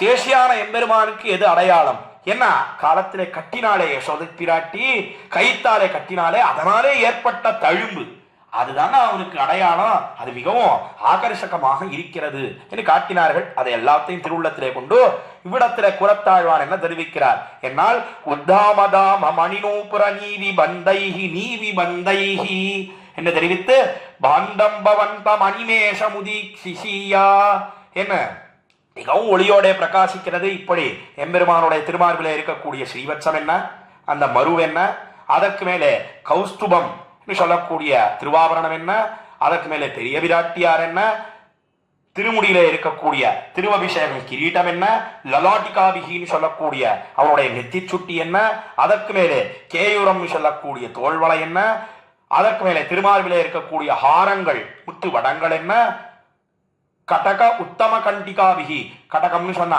முன் கைவளை என்ன, அதற்கு மேலே திருக்கழுத்தில இருக்கக்கூடிய மிகச்சிறந்த கண்ட சரங்கள் என்ன, உத்தாமதாம மணிநூபுரம்னு சொல்லக்கூடிய மிகவும் சிறந்ததாக இருக்கக்கூடிய திருவடியில இருக்கக்கூடிய நூபுரம் என்ன, அதற்கு மேலே நீதிபந்தைகின்னு சொல்லக்கூடிய அவனுடைய திருவைத்து உதரபந்தம் என்ன, பாந்தம் பவந்த மணிநேச முதீக்ஷிஷிய, இதெல்லாம் என்னுடைய கண்ணுக்கு விருந்தாகணும்னா இமை கொட்டாமல் நான் இதை சேவிக்க வேணும் என்று பிரார்த்தித்து 74வது ஸ்லோகத்தை தலை கட்டுகிறார் சுவாமி கூறத்தாழ்வான். தொடர்ந்து இப்பொழுதோ 75வது ஸ்லோகத்தை நாம் அனுபவிக்க இழியலாம். ஐந்தீவரி क्वचिदपि क्वचनारविन्दी चान्द्रादपि क्वचन च क्वचनातहैमी कान्तिस्तवोड परभाग परस्पर श्रीः पार्येत पारणयितुं किमु चक्षुषोर्मे என்பது 75வது ஸ்லோகம் ஸ்ரீவைகுண்ட ஸ்தவத்திலே. இந்த ஸ்லோகத்திலே கூறத்தாழ்வான் என்ன தெரிவிக்கிறார்? ஏனால் அவனுடைய திருமேனியிலே இருக்கக்கூடிய எத்தனையோ காந்தி ஒளி அதெல்லாம் எப்படி இருக்குன்னா பரஸ்பரம் பரபாகமா இருக்கு. அது பரபாகம்னு சொன்னா வேறுபாடோட கூடியிருக்கு. ஆங்கிலத்தில் சொல்றதுன்னா கான்ட்ராஸ்டா இருக்கு. எது அதெல்லாம் எப்படி தெரிவிக்கிறார் என்னால் ஐந்தீவரி क्वचिदपि என்ன ஐந்தீவரம் சொல்லக்கூடிய நீலோத்பலம், நீல நிறத்து அழகனாக எம்பெருமான் இருக்கானோ இல்லையா, அவனுடைய திவ்யமங்கள விக்கிரகம், திவ்யமங்கள விக்கிரகத்திலே உண்டான காந்தி ஒளியானது அது எப்படி வீசுறது என்னால் அது நீலோத்பலத்தை போல இருக்கு. எம்பெருமானுடைய திருமேனின்னு சொன்னா நீலமேனி ஐயோ நிறகொண்டதென் நெஞ்சினையே என்று தெரிவிக்கிறாரே அமரநாதி பிரானிலே திருப்பானாழ்வார். நீலமேனியாக மரகத பச்சை இந்த ஒளியானது வீசுகிறது என்ன பார்க்கிறோம். அதைத்தான் ஐந்தீவரி क्वचिदपि क्वचित् ஐந்தீவரி என்ன ஐந்தீவரம்னு சொன்னா இந்த நீலோத்பலத்தை போல ஒளியானது வீசுகிறது. அதற்கு மேலே क्वचिदपि क्वचनारविन्दी, அதற்கு மேலே क्वचन ஆரவிந்தி, ஆரவிந்தின்னு சொன்னா தாமரையோட ஒத்ததாக இருக்கிறது. அது எது என்ன அவனுடைய கண் பாதம் கை ஒவ்வா என்ன அவனுடைய திருக்கண்கள் என்ன, அதே போல திருவடி தாமரைகள் என்ன, அதற்கு மேலே திருக்கைகள் என்ன, கண் பாதம் கை ஒவ்வான்னு சொன்னாரோ ஆழ்வார். அந்த கிரமத்தில் அதெல்லாம் எப்படி இருக்கு என்ன அதெல்லாம் செக்கச்சவேல் தாமரையை போல இருக்கு. இந்த கீழே நீலோத்பலம்னு பார்த்தோம், இவ்விடத்துல தாமரையோட ஒத்ததாக இருக்கிறது என்ன அந்த ஒளியை வீசுகிறது. ஒன்று நீளமா இருக்கு, ஒன்று தாமரை போல சிகப்பாக இருக்கிறது என்று தெரிவித்து ஐந்தீவரி क्वचिदपि क्वचनातहैमी, ஐந்தீவரி क्वचिदपि क्वचनातहैमी என்ன என்ன தெரிவிக்கிறார் என்னால் சாந்திராதபி क्वचन च क्वचनातहैमी, சாந்திராதபி அதற்கு மேல எப்படி இருக்கு ஏன்னா சந்திரனை போல நிலா அதனுடைய ஒளி வீசுகிறா போல வீசுகிறது. அது எது என்ன நிலா எப்படி இருக்குன்னா வெள்ளை வெளேர்னு இருக்கு. அதை போல எது வெள்ளை வெளேர்னு இருக்குன்னா அவனுடைய திருமேனியோ கருப்பா இருக்கு, கண்ணங்கரையில் இருக்கான். கண்ணன் என்னும் கருந்தெய்வம் கருப்புன்னு சொல்லலாம். கீழே நீலம் என்ன மரகத பச்சை என்னும் தெரிவிப்பார்கள், நீலம்னு தெரிவிப்பார்கள், கருநீலம் என்னும் தெரிவிப்பார்கள். இப்படி அநேக விதமாக நம்முடைய பூர்வாச்சாரியர்கள் தெரிவிக்கிறார்கள். இதுக்காக சொல்ல வந்தேன்னா அப்போ அவனுடைய திருமேனி அது வெள்ளை வெள்ளையன்னு இல்லை, ஆனா இந்த நிலாவினுடைய ஒளி அதைத்தான் சாந்திராதபி என்று தெரிவித்தார். இந்த நிலாவினுடைய ஒளின்னு சொன்னா நல்ல பௌர்ணமி பூர்ண சந்திரன் பிரகாசிக்கிறானா நல்ல வெளிச்சம் இருக்கும் இல்லையோ நமக்கு. அதை போல எது இருக்குன்னா அவனுடைய மந்தஹாசம், அவனுடைய புன்முறுவல், அவனுடைய புன்முறுவல் எப்படி இருக்குன்னா வெள்ளை வெளேர்னு இருக்கு. இன்னும் சொல்ல போனா எம்பெருமான் கண்ணனாக அவதரித்தானே, கண்ணனாக அவதரித்த காலத்துல பல மனைகள் தோறும் புகுந்து அவன் திருடினான். இதை பத்தி அநேகமா நாம் அனுபவித்திருக்கிறோம், கீழையும் பார்த்தோம். அப்படி போய் திருடுகிறானே, திருடுங்காலத்துல எங்க பார்த்தாலும் கும் இருட்டு. நம்மாழ்வார் ஒரு பாசுரத்துல தெரிவிக்கிறார், திருமங்கையாழ்வார் சொல்ற. நம்மாழ்வார் என்ன சொல்றாருன்னா வாசகமே ஏத்தாருள் செய்யும் வானவரதம் நாயகனே நாளிலன் திங்களை கோள் விடுத்து வேகம்பால் வெண்ணதொடு உண்டானாயரு தாயவனே என்று தளவும் என் கைகளே. இன்னும் ஒரு பாசுரத்துல நம்மாழ்வார் தெரிவிக்கிறார். திருமங்கையாழ்வார் என்ன சொல்றாருன்னா உரியார்ந்த நரிவெண்ண ஒளியால் சென்னு அங்குண்டானை கண்டாய் சிவரலோடார்க்கா தரியார்ந்த கருங்களிரே போல நின்று தடங்கண்கள் பணிமல்கும் தன்மயானை என்று திருக்கோவலூர் எம்பெருமான் அவனை மங்களாசாசனம் பண்ணும் காலத்திலே திருமங்கையாழ்வார் சொல்ற. ரெண்டு பாசுரத்துக்கும் என்ன அர்த்தம், ஏன்னா ஏன் ரெண்டு பாசுரத்தையும் இங்க சொன்னேன்னா இந்த சாந்திராதபின்னு குரத்தாழ்வான் சொல்றாரு, அதற்கு மிகவும் பொருத்தமாக இருக்கிறது இந்த பாசுரம். எப்படி பொருத்தமா இருக்கு ஏன்னா ஒண்ணுமில்ல, இப்படி எம்பெருமான் கண்ணபிரானாக அவதரித்தான். அவதரித்த காலத்திலே நாளிலந்திங்களை கொள் விடுத்து வேகம்பால் வெண்ணை தொடு உண்டா ஆனாயர் தாயவனே, வேகம்பால் வெண்ணை தொடு உண்டான். எத்தனையோ கிரகங்கள் திருவாயர்பாடியில அந்த கிரகத்துக்கெல்லாம் போனான். அதுவும் திருடுறதுன்னு சொன்னா இருட்டுல திருடினால்தான் ஒரு சௌக்கியம். என்ன சௌக்கியம் ஏன்னா யாரும் நம்ம கண்டுபிடிக்க மாட்டோம். நம்ம திருடன்னு சொன்னாலே அவன் ராத்திரி எப்போ வருதுன்னு தான் காத்துட்டு இருக்கான். எதனாலே? ஏன்னா ராத்திரி வேளையில எங்க பார்த்தாலும் ஒரே இருட்டா இருக்கும்னா, அப்ப போனா யாருக்கும் தெரியாது, யார் கண்ணிலையும் படாம நம்முடைய தொழிலை பண்ணிட்டு வந்துடலாம். இந்த தொழிலாம் திருடுறது தான் அவனுடைய தொழில். அதை போல கண்ணபிரான் என்ன பண்ணினான், ஏன்னா ஒரே எங்க பார்த்தாலும் கும் இருட்டு. அப்போ அந்த வெண்ணையெல்லாம் திருடணுன்றதுக்காக 1000 மனைகள் தோறும் புகுந்தான். அப்போ கண்ணபிரான் அவனும் கண்ணங்கரையில் இருக்கான், கண்ணன் என்னும் கருந்தையுமா இருக்கான். எங்க பார்த்தாலும் ஒரே இருட்டு. அப்படி இருக்கிறச்சே அவனால எப்படி அந்த இருட்டுல வெண்ணையை கண்டுபிடிச்சு திருட முடிஞ்சது கேள்வி கேட்டு அதற்கு சமாதானம் தெரிவிக்கிறார். நாளிலந்திங்களை கோள் விடுத்து ஒளியார்ந்த நரிவெண்ணை ஒளியால் சென்னு திருமங்கையாழ்வாரு சொல்ற. நாளிலந்திங்களை கோள் விடுத்துன்னு நம்மாழ்வாரு சொல்ற. என்ன அர்த்தம்னா வேற ஒண்ணும் இல்லை, அந்த கிரகத்துக்குள்ள போனான். கண்ணபிரான் உள்ள போய் அப்படி கையால தொழாவறான். எங்கேயாவது ஆப்படுறதா அந்த வெண்ணெய் பாண்டா வெண்ணெய் பானை தயிர்த்தாழி கிடைக்கிறதான்னு கையினால அப்படி தொழாவறான். அந்த வெண்ணத்தாழி கையில பட்ட உடனே எம்பெருமானுக்கு ஆனந்தம். ஆஹா, நமக்கு வெண்ணெய் கிடைச்சுடுத்துனா தயிர் கிடைச்சுடுத்துனான்னு ஆனந்தம். இந்த ஆனந்தத்தினாலே தன்னாலேயே என்ன ஏற்படுறது, என்ன ஒரு புன்முறுவல் பூக்கிறான் எம்பெருமான். மந்தஸ்மிதம், அந்த மந்தஸ்மிதம் நல்லா வெள்ளை வெளேன்னு பிரகாசிக்கிறது. அதைத்தான் இங்க தெரிவித்தார். சாந்திராதபி. என்ன அது எப்படி இருக்குன்னா, நல்லா நிலாவை போலே, நிலாவினுடைய ஒளியை போலே அந்த மந்தஹாசமானது, அந்த புன்முறுவலானது வீசுகிறது. அதனால அந்த ஒளியினால என்ன பண்றான்னா ஒளியால் சென்னு அந்த ஒளியை கொண்டு தான் அந்த வெண்ணையை போஜனம் பண்ணுகிறான். இருட்டுல பொதுவா நாமெல்லாம் கரண்ட் போயிடுதுன்னு சொன்னா சாப்பிடாதேன்னு சொல்றா. எதனாலனா இருட்டுல போஜனம் பண்ணக்கூடாது. அப்படி இருக்கச்சே கண்ணபிரான் எப்படி போஜனம் பண்ணினான்? ஏன்னா வேற ஒண்ணும் இல்ல, இந்த தயிர் தாழி கிடைச்ச உடனே எங்க பார்த்தாலும் ஒரே இருட்டா இருந்தது. கண்ணன் என்னும் கருந்தையுமா இருக்கான். ஆனாலும் கூட அவன் அபேட்சித்தது கிடைத்தது, அவனுக்கு இஷ்டமானது கிடைச்சதுன்னு உடனே புன்முறுவல் பூத்தான். புன்முறுவல் பூத்த உடனே என்ன ஏற்பட்டதுன்னா, அது நிலா ஒளியை போல நன்னாக பிரகாசிக்கிறது. எங்க பார்த்தாலும் ஒரே வெளிச்சம். அதை நன்னா வெண்ணையை போஜனம் பண்ணினான். சரி, ஒருவேளை இந்த வீட்டினுடைய எஜமானி வந்துட்டா என்ன ஆகும்? கை குளமா அகப்பட்டு கொண்டு விடுவானா? என்ன கிடையவே கிடையாது. உடனே என்ன ஏற்படும்னா தன்னுடைய வாய் மூடிக்கொள்ளும். ஏன்னா ஐயோ வந்துட்டாளே அப்படின்னு வாய் மூடிக்கொள்ளும். அப்புறம் மறுபடியும் இருட்டாயிடும். என்ன தெரிவித்தார்? அதைத்தான் நாளிலந்திங்களை கோள் விடுத்து. நாள் இளந்திங்கள் சொன்னார். திங்கள்னு சொன்னார் சந்திரன்.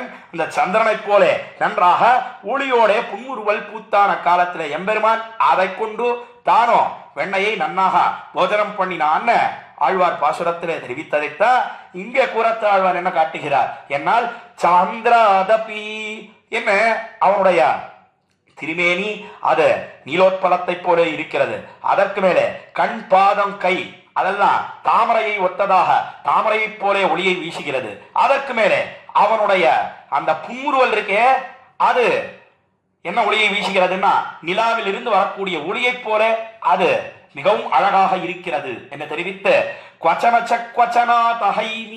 அதற்கு மேலே தங்கத்தை போல ஒளியை வீசக்கூடியதாக இருக்கின்றதுதான் அவனுடைய திருவாபரணங்கள். எத்தனையோ திருவாபரணங்கள் கீழே அனுபவித்தோம். 74வது ஸ்லோகத்திலே கேயூரம் என்ன பீதாம்பரம் என்ன எல்லாம் நன்னாக ஒளியை தங்கத்தை போல வீசுகிறது என்று தெரிவித்து இப்படி நீலோத்பலத்தை போல திருமேனி அழகு, அதற்கு மேலே தாமரையை போல தாமரையை ஒத்த ஒளியை வீசக்கூடியதாக இருக்கின்றன அவனுடைய திருக்கண்கள் என்ன, திருக்கைகள் என்ன, திருவடி தாமரைகள் என்ன.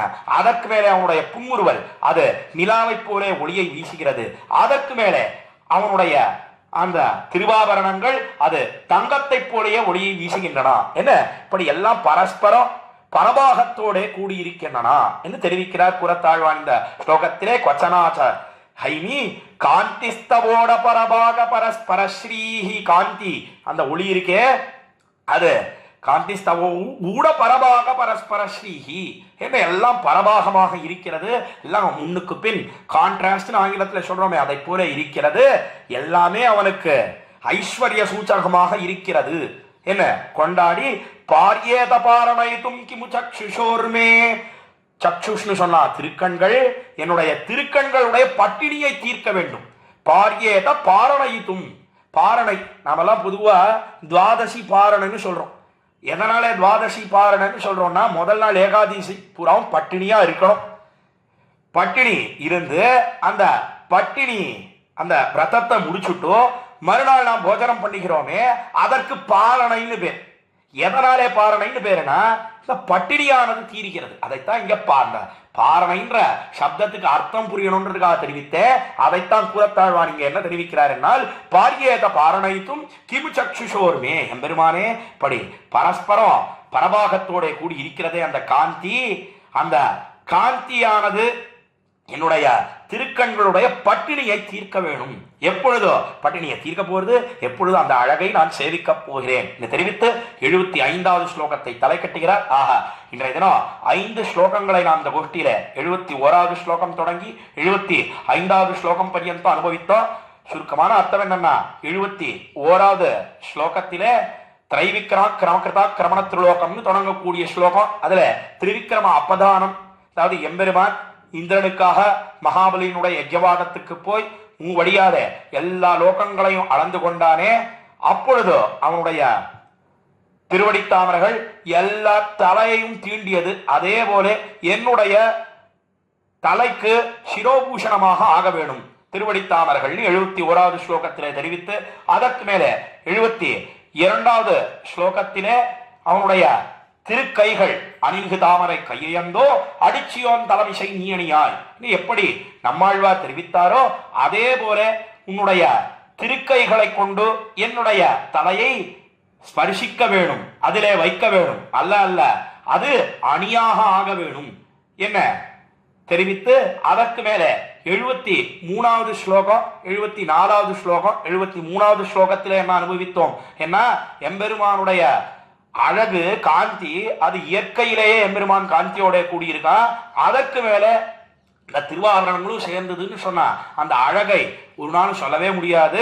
அதை நான் என்னைக்கு காணப்போகிறேன் என்று தெரிவித்து அவ்விடத்துல இந்த ஸ்ரீராமாயண ஸ்லோகம் அகம் புனகா தேவகுமார ரூபம்னு எம்பெருமானாலே ஆபரணங்களுக்கு அழகா, ஆபரணங்களாலே எம்பெருமானுக்கு அழகா என்பதையும் விபரமாக இந்த கோஷ்டியில அனுபவித்தோம். அதற்கு மேல 74வது ஸ்லோகத்தில் அவனுடைய திருவாபரணங்கள், திருமார்பிலே இருக்கக்கூடிய திருவாபரணம் என்ன, திருக்கையிலே இருக்கக்கூடிய திருவாபரணம் என்ன, தோளிலே இருக்கக்கூடிய திருவாபரணம் என்ன, எல்லாவற்றையும் தெரிவித்து அதையெல்லாம் இமை கொட்டாமல் சேவிக்க வேண்டும் என்று பிரார்த்தித்து 75வது ஸ்லோகத்திலே அவனுடைய அந்த பரஸ்பரம் பரபாகத்தோட கூடின காந்தி அது என்னுடைய கண்ணுக்கு உண்டான பட்டினியை தீர்க்க வேணும் என்று தெரிவித்து இந்த 75வது ஸ்லோகத்தை தலை கட்டுகிறார். இன்றைய தினம் இடத்துல இந்த 5 ஸ்லோகங்களை அனுபவிக்கும்படியான ஒரு பாக்கியத்தை பெற்றேன். அதற்கு முக்கியமாக காரணமாக இருக்கக்கூடியவர் ஸ்ரீமத் வேத மார்க்க பிரதிஷ்டாபனாச்சாரிய உபயவேதாந்த பிரவர்த்தகாச்சாரியராய் பரமஹம்ச பரிப்ராஜகாச்சாரியராய் எழுந்தருளி இருக்கும் யதுகிரி யதிராஜ நாராயண ராமானுஜ ஜியசுவாமி அவருடைய திருவடித்தாமரைகளிலே அடியனுடைய பிரணாமங்களை தெரிவித்துக் கொண்டோ அவருடைய திருவடித்தாமரைகளுக்கு பல்லாண்டு பாடி அமைகிறேன். குத்தங்குறைகளை சமிக்க பிரார்த்திக்கிறேன். அடியேன் இளையவள்ளி ஸ்ரீநிதி ஸ்ரீராமானந்த தாசன்.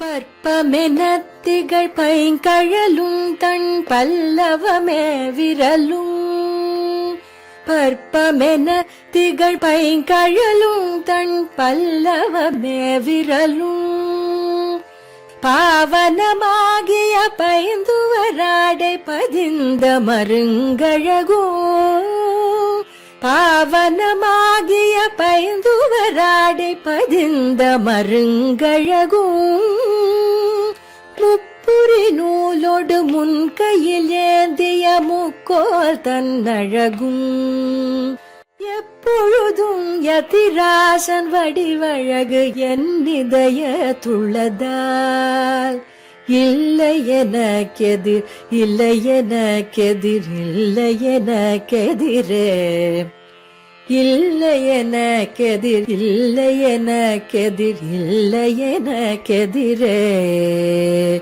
இல்லை எனக்கெதிரே, இல்லை எனக்கெதிரே, இல்லை எனக்கெதிரே.